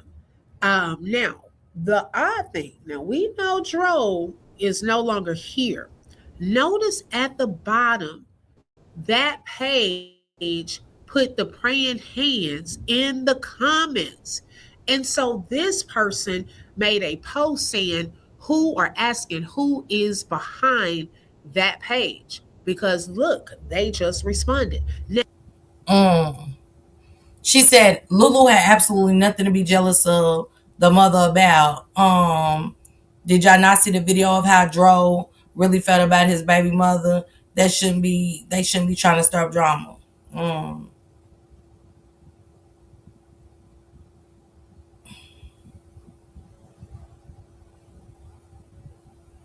I don't know them personally. I'm reading. I don't got a dog in this fight.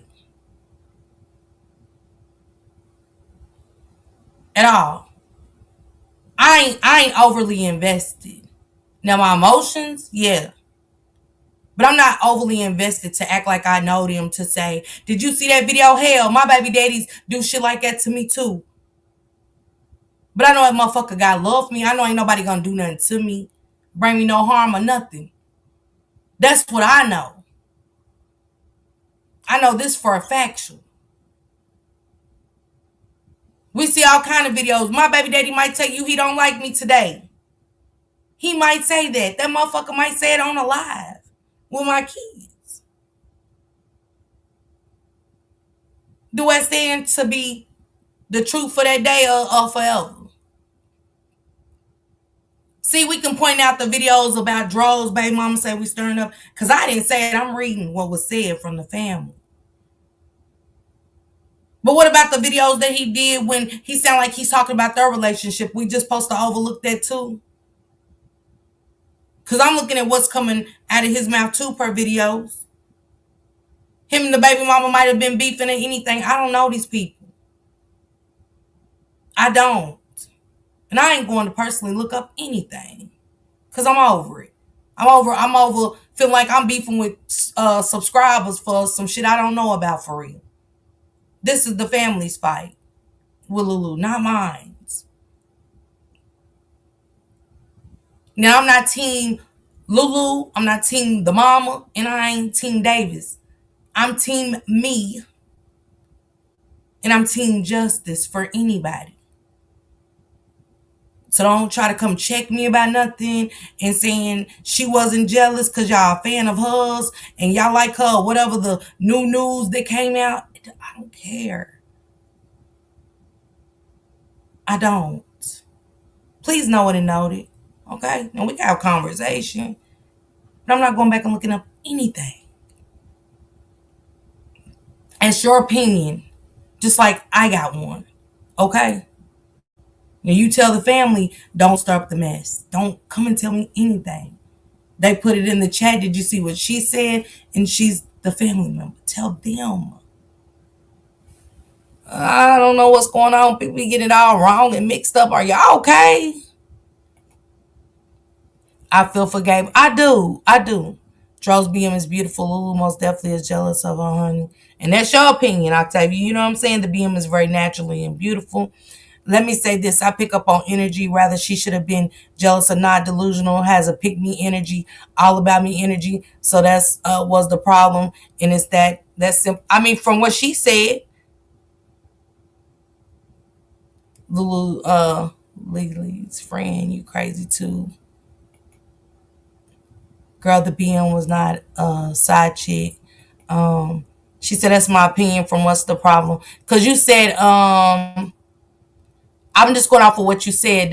I'm just telling you, you said Lulu absolutely had absolutely nothing to be jealous of the mother about. I can't say that because I don't know him personally. I can't say she was jealous. I can't say, oh, she wasn't jealous. And I'm not going to sit here and say she was jealous. I can't. I can go off of what she said. I don't have a problem with you. See, that's the thing. Why y'all be thinking it's a problem? Because I'm just reading what you said. That's why I don't be like getting into cases like this. Because we done heard so much, we pick a side and then y'all be wanting to beef with the content creators. I ain't the one or the two or the three. I'm not beefing over that. And it ain't a problem. I'm going off of what I read. And I'm going off of what she got that 6-page letter or 4-page letter, how many other pages it is. And when you go back and read what Lulu said, he's going to forever just be mine. It's like, but he's gone. Like, let that go. That kind of gives me that I can, off of what she said, be like, I can see that. You get what I'm saying? Hey sis, this is a video from Chit Chat with QT that shows Natasha's live. Okay. That's all I'm saying. And it was something, because she loved them so much. Why didn't she continue to pay those kids' phone bills? You know what I'm saying? Why do they gotta go for me? Because I'ma still take care of mine. You get what I'm saying? I love my kids' siblings. I do. I kept them and everything. Used to keep them all the time. Because kids ain't got nothing to do with what I got going on. And I would be beefing with my kid's father, but I still kept the siblings intact. If they needed something, they knew they can come and get it from me without a problem, a shadow of a doubt. And if they lost their mother or their anything, I'm going to be there for them kids.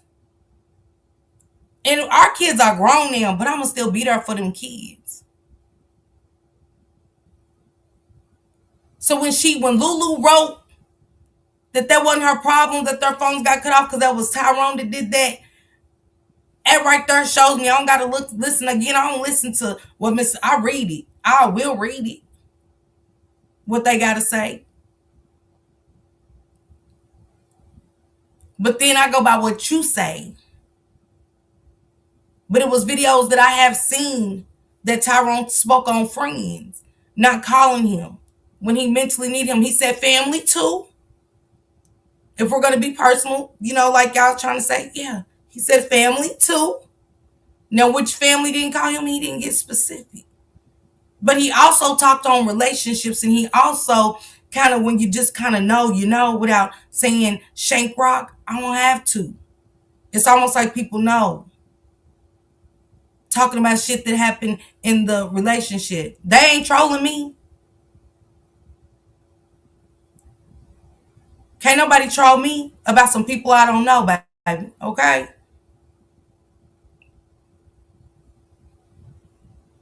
Because when I click off, I got my own life to worry about. Not some people I don't know about, okay? It just so happened to hit the internet and we're here and we're just talking. And I'm not arguing about who's jealous of who. That's their fight. It's something that they all got to live with. I don't know these people. I hate what's going on with this family. He expressed the light. Yeah, absolutely. Hey, R&R, how you doing? But go talk to the family. Don't talk to me about anything about they're just trying to start. Let them know you're trying to start mess. That ain't what it is. That's all I'm saying. Go talk to them. When they make these posts, I hope to see you there, not here. You wasn't expressing an opinion or nothing. You basically like you to be. You was covered at me, and I ain't going today. I ain't going tomorrow, and my motherfucking ass sure ain't going for the rest of the year. I'm gonna say what I say. I'm gonna read. If I want to read it, I'm gonna read it, and that's all it is. I didn't say nobody was jealous of nothing. Hey, Nikki Beans, I don't do all that over here. I ain't doing it. Come here, fuck with me. Don't. Lulu didn't like how much he cared for his own kids or how much his dad's side of the family loved him. Can't tell me that girl wasn't jealous or wanted that man off of herself. You could tell based off what she said. And that's an opinion of mine, my thoughts. Those are my thoughts, okay? The reason so many people are drawn to this because it was not in the natural way of order and it was off. And I get that, Miss Tanya. I totally get that. Just don't come in here trolling. Hey, Nikki Beans, happy Wednesday to you. And R&R, I hope I say happy Wednesday. Just don't come here trolling and fucking with me. I ain't on that shit. I'm just not. I don't do all that arguing no more over here. I don't do none of that shit. You don't know me like that. Do that shit over there. Don't fuck with me. That's it. I'm reading what they said. Now, prayers for Gabe and his mental. You get what I'm saying? I hope I hope throughout this process with the private investigator, the lawyers and stuff, that they do get the closure that they need in this pursuit of finding justice for Tyrone. Again, that's all I care about. That's it. That's all. I'll go check out what Miss Natasha said. Let me see what she said. Who she said it was under. And I'm up here grieving and shit. Man, say. Mm-mm.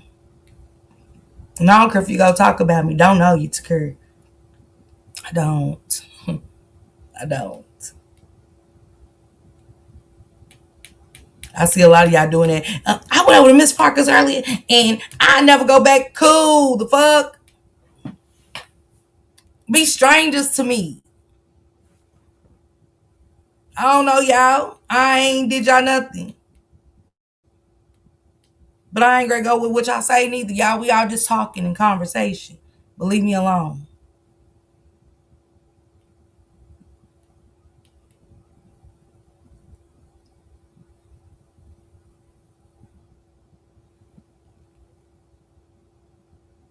Okay, I see where QT did it. I see. All right. Shout out to Chit Chat. Oh yeah, I've shouted out Chit Chat. Chit Chat did another thing that I think she did the TD McNutt thing that I kind of like, but she's talking about the Tyrone Davis and the policy change and stuff. I just want to kind of hear what she got to say. Y'all make sure Didi dropped it over here in the link. Y'all make sure y'all go follow Chit Chat with QT, okay? Go follow her. I like her a lot. Drop her link, sis, one more time. Well, that's the link if y'all can catch it at the top. Nah, Kim, sister, you know you ain't got nobody got to cuss for me, sis. I'm just cool. I'm up here grieving my motherfucking self. And to have somebody come in like, and no, like I said some shit or something, like, girl, I'm reading over, tell them. Tell me nothing about nobody star. I don't care what they got going on, really. Long as once they start getting the ball rolling, is the only time I'm caring what the police say and shit. When you elevate your energy, gravitate, and you find your tribe, I love those who feel in their spirit because the world is hard enough. Man, say thank you, Paris. All right, there it is right there. She just dropped the link again. Shout out to you, Chit Chat with QT. Keep dropping these great video clips as well. Let me get to it, guys, because I want to hear what this is. And I wonder why Miss Natasha took it down. Well, honey, 5 cases. I like to know if Lulu has an insurance policy on Afro. Did he have one on her if an accident policy doubles? That's a good question, Miss Paula. Real good question. Thank you again, Paris. Appreciate you guys. I got 2 more to reach my goal. Y'all, it starts at 99 cents. If y'all mind helping a bitch out, okay? My tongue on how I feel. I feel like yes, it's about money. At the end of the day, it's still What up, you, TT? Lulu. And I'm gonna not bite my tongue and say what I had to say. That $250,000 and whatever you got remaining ain't my business. But I know one thing: is insurance policy was changed online.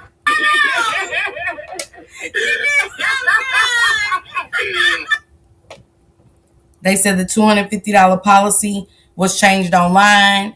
Natasha is the one who actually set Joe up with the person. She got his name on her. Y'all hit him up and ask him what it is. Don't ask me anything, please, respectfully. I don't know. I'm just listening like y'all, okay? I love you. I love you too. Man, I love you. You my everything. Oh my God.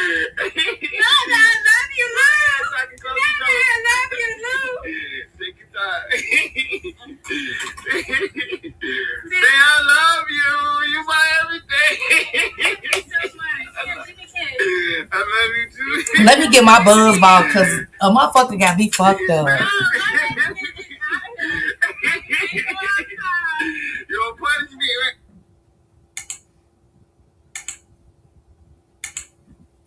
All right, so we're gonna jump right into this video. I don't know about you guys. My nerves are bad, y'all. Don't mind me, but don't fuck with me. Has irked me from the first time that I saw this video that Dro, may he rest in peace, posted for Christmas. And we should know, all of us, that a lot has been coming out since that day. You guys will see later in this video, Dro's aunt Tasha has come out and confirmed that his insurance policy was changed online, not in person, none of that. And guess who? Allegedly, the beneficiary. Thank you, Blizzard baby. None other than Lulu and his mama. Okay? I want to say this. Tasha has been standing on business. Now I don't know what's what. This is just what these people are saying. You get what I'm saying? Use your discernment is what I'm gonna tell y'all. Go with your own thoughts with this whole case, everything that's played out.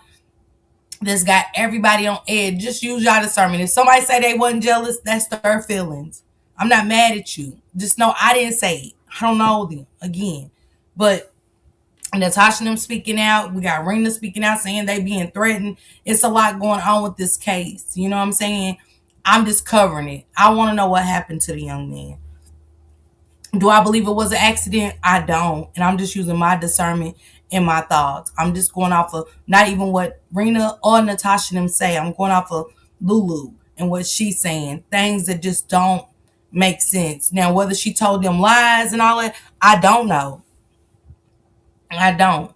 I can only go off of what they saying and use my discernment and stuff. Has things been out there where we hear 4 people in the car, Rain of Fire saying it was 2 people, her and somebody else.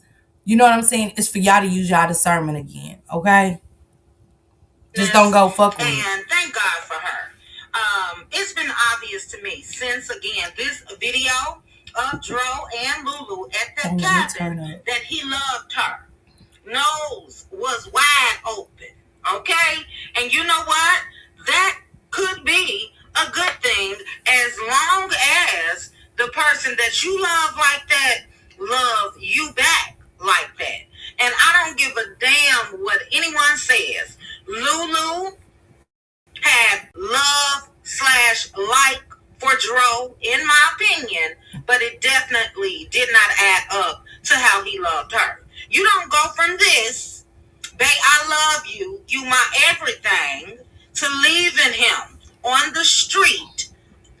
Facts, chit chat. And right there, if that don't scream volumes to y'all that nobody leaves the person that they love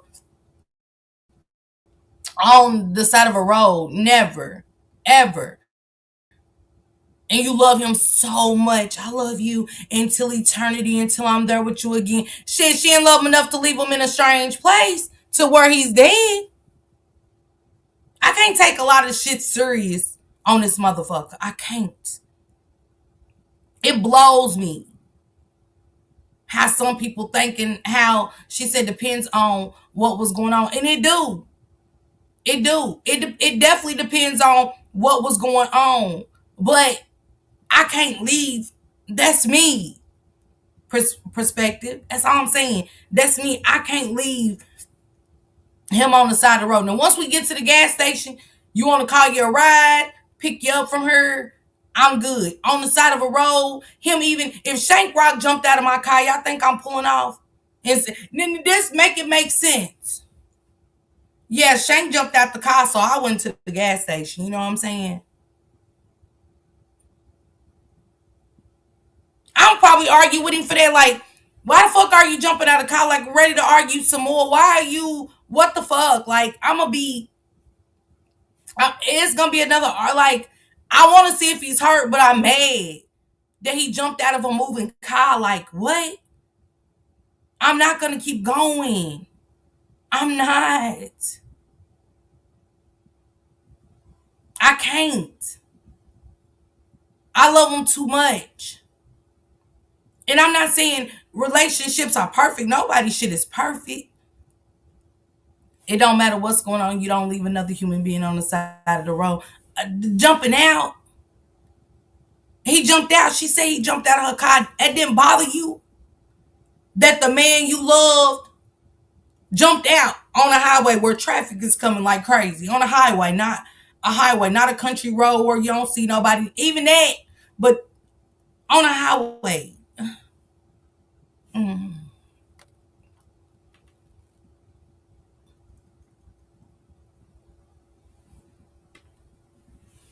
dead. Now, if I'm riding in the car with my man, arguing or not, tipsy or not, I'm not leaving him. I've said that in several videos, and I will continue to say that. If you are sitting next to me, I get it, Blizz, and you allegedly jump, I'm not going to continue to drive. Now, look, this has been a big debate that's been going out that Lulu could not stop that car, and that's straight bullshit. They were not on a highway. They were on a street. And the love that we see in this video and countless of other videos that always included 5-course meals and designer wear and bags, you don't leave that man like that. But what did Lulu come out and say?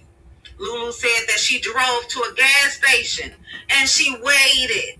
Waited for what? Right. How you know what if anything happened, if he was harmed when he jumped out the car? He was intoxicated. So what were you waiting for? Him just to walk on down the street drunk? How would he know where you was? Do y'all know how far that bridge was from the Circle K? That was way. What? Y'all know how I've been drunk and barely made it up the steps? Let alone me walking to the Circle K that's behind my house. I wouldn't make it. God knows if Shank Rock I wouldn't be in the little pond behind the house. Me barely making it out of this room to the just across the hall. Drunk. Where I be in here playing my music like shit. I be staggering and everything. Drunk. And I don't even be drunk off of liquor. I be tipsy as hell off this wine. So I'm looking at like, what? He done jumped out of a vehicle, a moving vehicle. He's jumped. You weren't concerned?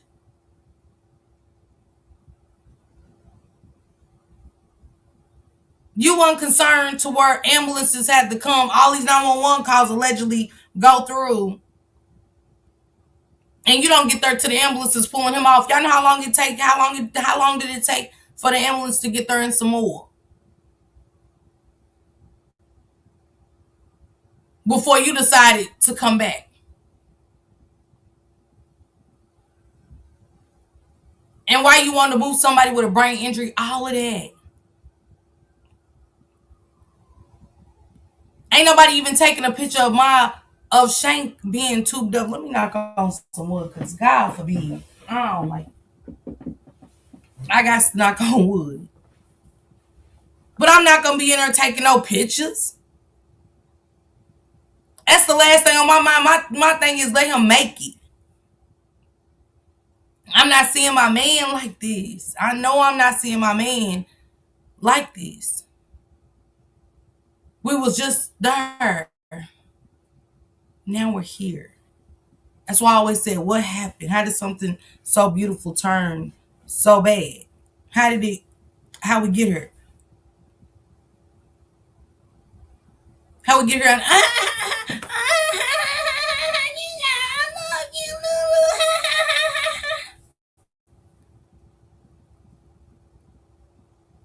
To when the so-called friend went and called in at Gigi's, it was, oh yeah, she said he made her lose a baby, and we bringing up old shit.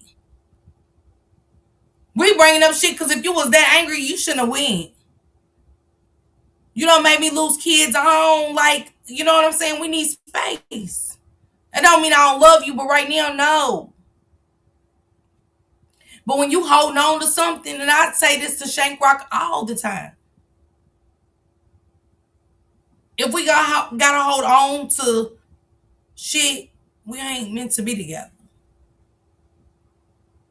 We just not meant to be together. It's really just that simple. If I can't let something go, it ain't. Because that's always gonna be the argument. It's gonna keep being it's gonna be the repetitive shit, and I can't deal with repetitive shit. Either we working through this, or you hold on to that and leave me alone. And I gotta respect that he can't get over something I done to him. And that's okay. It's gotta be okay. Am I gonna be hurt? Yeah. Am I really gonna want the relationship to leave because of that? No, but I can't be in a relationship where you hold on and holding that over my head. Neither we're never gonna be happy. We're never gonna get to succeed, excel in our relationship. Medical knowledge tells me it wasn't accidental. Let's go.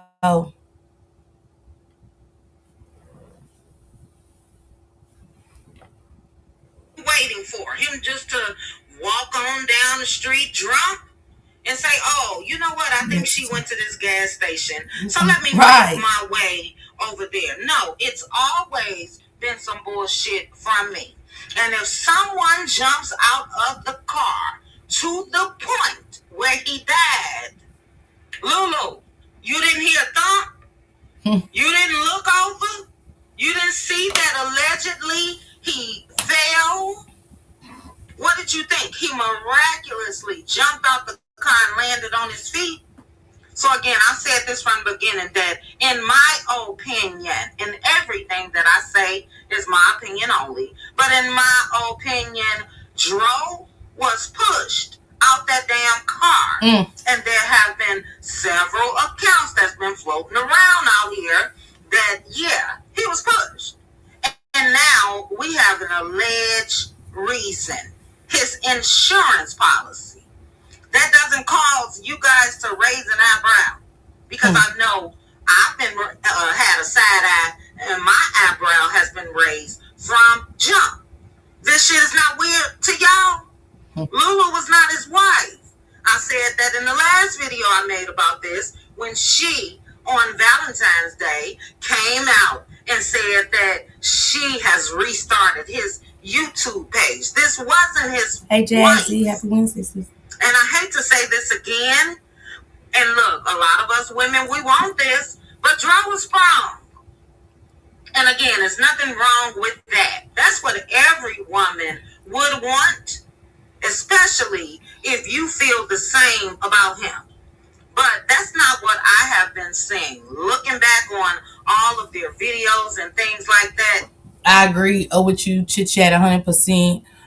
Okay, the way my man, that's how he was about her, and she fumbled the ball and she knew it. She couldn't accept that shit. Another bitch getting the treatment she was getting. Hell no, can't none of us accept that shit. Who?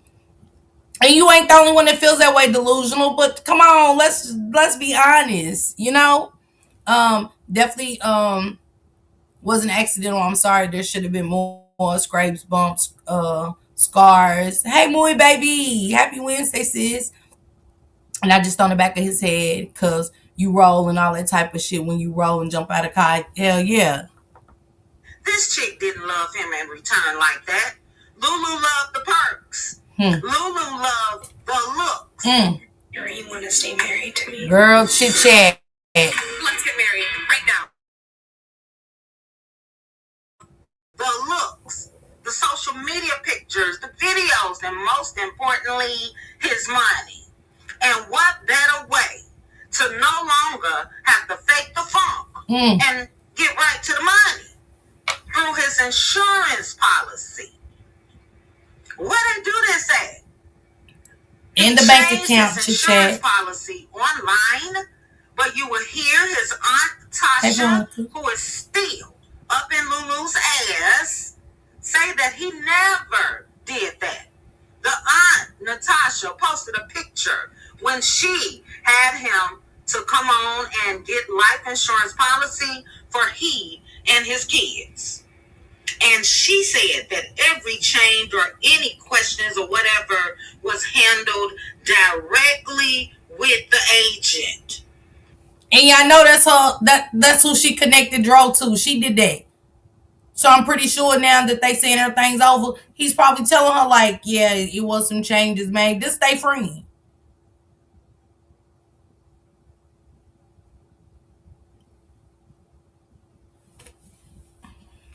But look, y'all, this is my thought. This is chit chat thoughts. This is chit chat thoughts right now. Is ruthless, and She gives the vibes of one of those crazy ass chicks from the show Snap. You guys know what I'm talking about. And I don't care what anyone says. Any chick that will allow a man to make her, allegedly, the beneficiary on his insurance policy, knowing he has 2 small children, had ulterior motives from jump. And that motive, again, is money. The Davis family, his daddy's side, has been standing on business since day one, especially, again, Natasha. And she is... And I know everybody don't agree with how Natasha's running things, how she's doing things that seem suspect, and stuff like that. I agree. We got people that don't like how Rena is carrying on about this and stuff like that. You know what I'm saying? I get both sides. It's always 3 sides to a story, but that third person's not here to tell his side. Tyrone's not here to tell his side. It's only thing as us on the outside looking in, we're listening and we're taking everything in, what both sides are saying. I do, and I use discernment. I never not considered that Rena lost her other kids, all her kids, not once. But I got to use discernment too. In my discernment saying that the water's not clean. It's not clean. It's all kind of missing pieces to this story. And I hate that for Tyrone because he seemed like he loved. Did I say Tyrone was 100% innocent in disputes? Fuck no. Nobody is. Nobody is. Again, relationships aren't perfect. I ain't saying he didn't start the argument, but I know for a fact that Lulu, you was in that cabin taking pussy and titty pics. And Tyrone, again, I'm going to say it again, he caught it. He caught her sending somebody else titty and pussy pics. Now you imagine, now when if Lulu decides for you Lulu fans to tell y'all to be honest with her about the titty and pussy pics she was taking up in the cabin, imagine you done cooked a dinner, you done went all out for your man, and your man is sending out dick pics and texting another one while you and her really dangerously in love like Beyonce.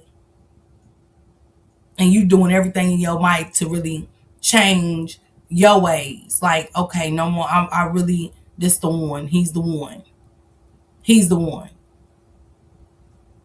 Fuck everybody else. He's the one. I'm giving my all to him. And I catch that. I'm going to be honest. If you're a woman who's not married, depending on a man, she should have an insurance policy, because if you're not a spouse, you get nothing. And I don't think nothing wrong with that. I don't see nothing wrong with it. But what changes was made to the policy? If you did mess with somebody, Moody, the way he was with his daughter in those videos, taking her dad and daughter date night and having flowers and gifts for her, showing her that any man that picks you up and wants to take and court you, this is how they supposed to represent themselves when they're picking you up. You get what I'm saying? I'm not married to Shank Rob. Honestly, have I thought about the insurance? We talked about it. Come on. But you ain't going to take them off the policy. That's the problem. To me, it ain't about her being on the policy, because I feel what you're saying, Marie. I never had a disagreement with her being on the policy. We are now at a point where you have taken these children off the policy. You have changed things. She'll never experience it. I am Kiana. Just like us as women. You know how your mama always say they gonna miss you when they rail run dry. They gonna miss you like crazy when they real run. It go both ways. And you ever seen that? Left somebody and they still doing bad or doing worse than when you had them, you be like, I look back on this shit now and see how much better I am, and you know what I'm saying? And I don't wish nothing bad on nobody I messed with. No. But at the same time, I see that difference. She should have set up a trust for them babies. Absolutely. That's what I'm saying. Your character shows me who she is and what type of person she is. It should never be a GoFundMe out there for them kids.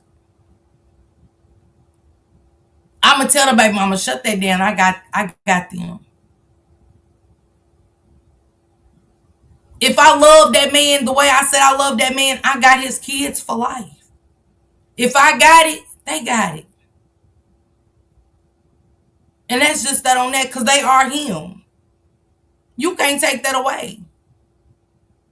And we can't act like Lulu the only woman that's ever done it. I see all kind of women out there that do shit like that and think like that. Like the relationship, like he ain't got kids. Shit, I was that way. I've said it before. I was that bitch. I'm guilty as fuck for being Lulu in that area. Not a murder. But dealing with outside kids or dealing with kids, period.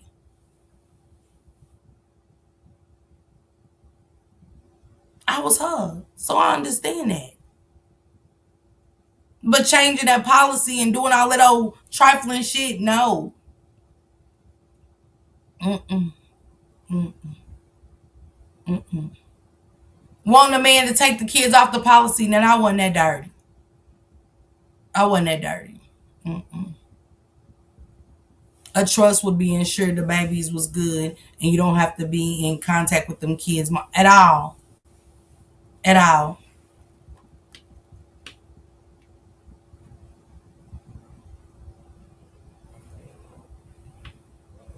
Especially again, Natasha. And she is dropping receipts and said that she's not done. And I want you guys to take a look at that in a minute. But yeah, something ain't right. Even with his mother. Not right. And we spoke about this before. What woman, future wife, is going to call his friend instead of his family after she set her ass at that gas station, then came back when she saw lights from the ambulance and police and all of that? You call his friend first, but not his family? That's very suspicious to me and will be. You know what? I always wonder, this white woman on the screen, I haven't seen her out and about, that's come out after the fact and said anything. But I wonder what she feels about this. I wonder if there's anything else that she can say. But the joy that Dro had just showing off that cabin to her is really heartbreaking, actually. It is. I ask you guys again, though, when it comes to Lulu, that shit not weird. None of this is weird. The girl leaving him when he allegedly jumped, then called his boy instead of his family. Y'all go check out the rest of Chit Chat. Diddy dropped the link in the link. Diddy, if you still in here, can you drop the link to Chit Chat's live? Let me share it. I'll share it. Thank you, Chit Chat, for your insight and input. It's most appreciated. Everybody's perspective. I don't want y'all leaving here thinking y'all perspective don't matter. It does. Just take it to the people. That's all I'm saying. If the family's writing it and being messy to y'all, take it to them and say that. The same way you could say it to me, say it to them. That's all I'm saying. Stand on 10, 20, whatever. Hey, I think you being messy. You know what I'm saying? I don't feel like she was jealous. Take it to where it's being pushed at. And it's being pushed over there under their pages. That's how they feel.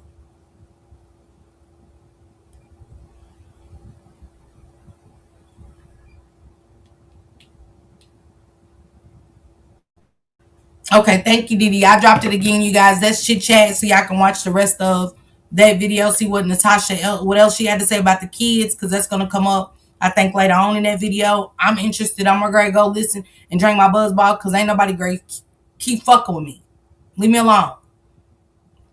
I'm in that mode. I said, I just crossed my, God, don't let me do it. I don't want to. I just want to grieve my cousin and cover my stories and get this weekend over with. Go say my goodbyes. That's it. Marnie in here feeling away. I don't fuck with y'all. I don't give a damn what y'all down there talk about, really. I don't. I value everybody's opinion. I talk to y'all. I love talking to y'all. Like, get mad at y'all about anything I saying. I'm not. Don't tell me nothing. Don't tell me nothing. Take it to the family where it's being said. That's all I'm saying. Don't bring it to me. Don't bring it to no content creators. We don't deserve it. We not their family. We ain't saying it. We only reading what's being said. Take it to the family, okay? And tell them. Same way you telling us it's being messy. I challenge that.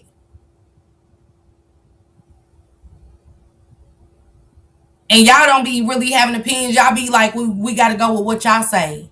And it's got to stick. Shit. Not me. And I don't care if you run to a chat with y'all overgrown asses and tell. Like, we too old to be telling, but I see y'all do it. It's weird.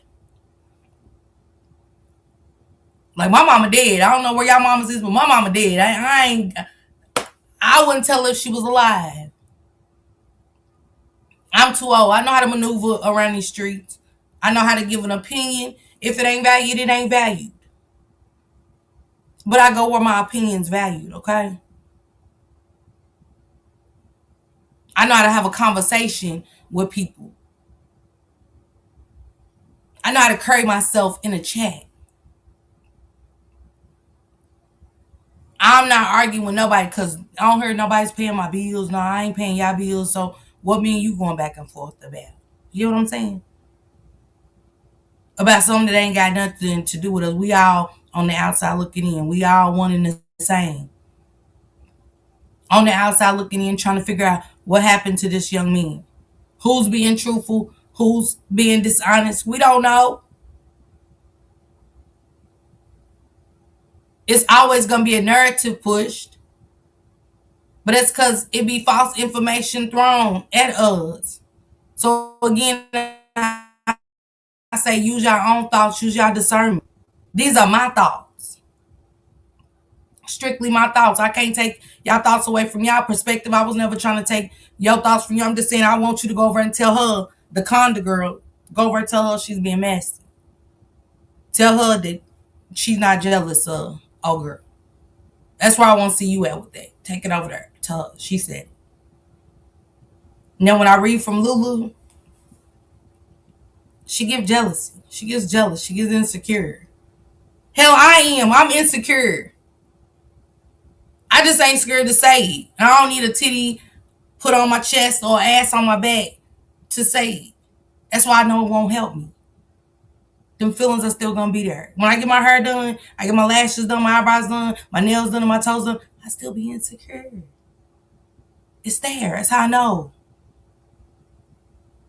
That's why them bitches keep going and going, getting changes and changes, because they still not secure. Instead of let me go work out and do things the natural way. If it's me, it's me. I don't take diet supplements or nothing. I ain't great say, I'm ready to go work out. I ain't ready to go work out a damn thing. It's really got to be set in stone mentally to change your body for the best. For you. I'll let fake work. Y'all know how many times I be hearing people say they're going to go work out and motherfuckers ain't move. Be right on here. Picking up your phone is not an exercise, but I suppose I just be listening to people. That's all I can do is listen. And go by actions. That's it. Hey, God, how you doing? Other than that, y'all, man, I'm just saying, look, again, I don't got a dog in the fight. I'm here for the justice of Tyrone in the movement. If you ain't got money for the people, you ain't even got to say that. Like, I ain't giving them shit. They gonna know because they're not gonna see my name on nothing. I don't got to tell y'all. I don't got to tell the world I ain't giving them shit. If I want to donate, I'm going to donate. If I don't want to, you know what I'm saying? I'm not going to. But if they have a rally I can make it to, I'll go. If I can't make it, you know what I'm saying? I'm not going to make excuses or tell lies. Yeah, I had to go to work, so I couldn't make it. But if you had to go work, you knew you couldn't make it. So what we talking about? You get what I'm saying? Shit like that. Shit that just don't matter. Y'all want somebody to care more than they should. And it's not my fight. My fight is for justice of these people. Hearing these stories that sound so diabolical, that don't sound real. We just supposed to accept the abnormal shit in this. Like, oh, he jumped out the car and she left him. Okay, all right. All right. I don't see nothing wrong with that. Are we okay? What's wrong with the world today? When did we stop caring? When did the empathy and the sympathy, when did the common sense even go out the window? Please, somebody tell me, because I don't know. But I'll be damned if I argue with y'all over ignorance. I'm not doing it. Now, I might not be the spoiled apple in the basket, but goddamn it, all the smartest. But I ain't dumb either. Sorry. Not sorry. So respectfully, don't come here fuck with me. And none of that. I don't know. The trolling, don't. Because I'm ready to read for filth anyway. I'm praying hard about it. I'm praying real hard. Real hard. I don't even know if I really want that. I think I'm lying to God, and that's why he ain't even... It ain't even working right now. The prayers ain't even working because it's almost like God know, like, girl, you got your mind made up. You want to. But I know it's because I'm grieving and I got other shit on my mind. So I don't even try to bring you here. I just want to talk about latest updates and stuff on these cases and move around. I'm not jumping from chat to chat to chat to chat to chat to chat to keep saying the same thing over until I find that safe space where somebody's agreeing with me. Fuck that. I don't got time to be on here like that. I don't. When I make time, I get a little time, I make a little time. But this case is getting people that y'all out of control. Let me say that y'all out of control. Y'all super disrespectful as fuck. And I ain't putting up with it. I'm too old. And I bet y'all either a lot of y'all are older than me or about my age. And I ain't motherfucking going. I ain't the 1, 2, or the 3, or the A, B, C, D, E, F, or motherfucking G neither.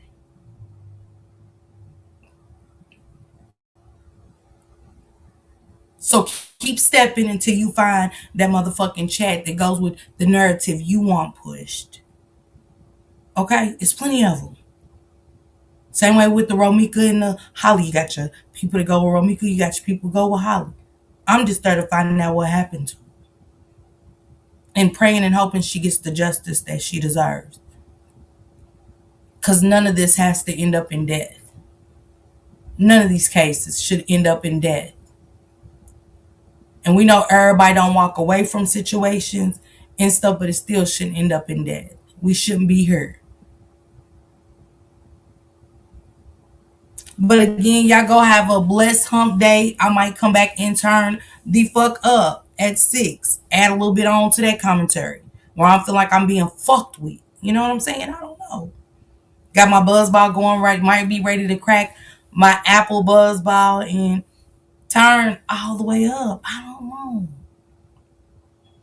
But yeah, I'll be back at 6. I want to get that commentary out the way and shit. I'm not going to pray about it, but I'm going to hope that I don't have to turn up. And I don't give a fuck if you go tell the next motherfucking content creator. I don't give a fuck. I don't know these people.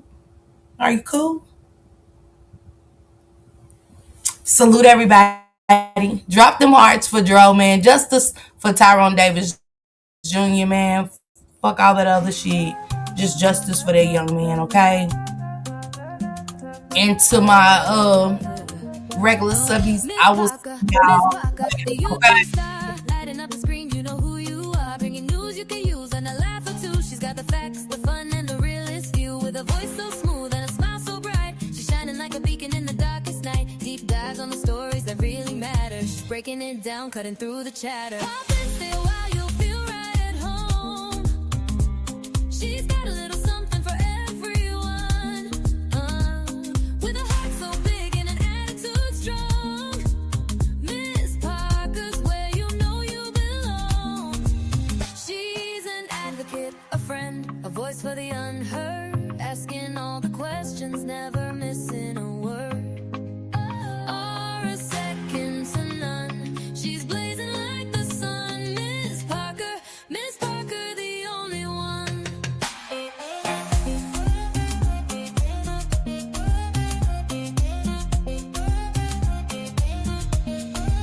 She's got the news to amuse and the truth to reveal.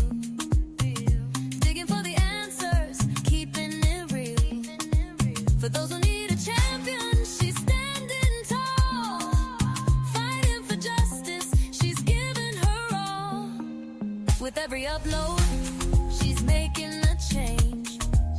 Bringing people together, no matter the range. So hit that subscribe, don't miss a beat. Miss Parker's got the content that can't be beat. Questions we all have, she's not afraid to ask. Uncovering the story, she's up to the task.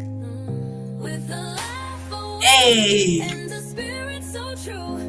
Miss Parker's got the magic and she's sharing it with you. Pop in, say why, you'll feel right at home. She's got a little something for everyone. With a heart so big and an attitude strong. Miss Parker's where you know you belong. She's an advocate, a friend, a voice for the unheard.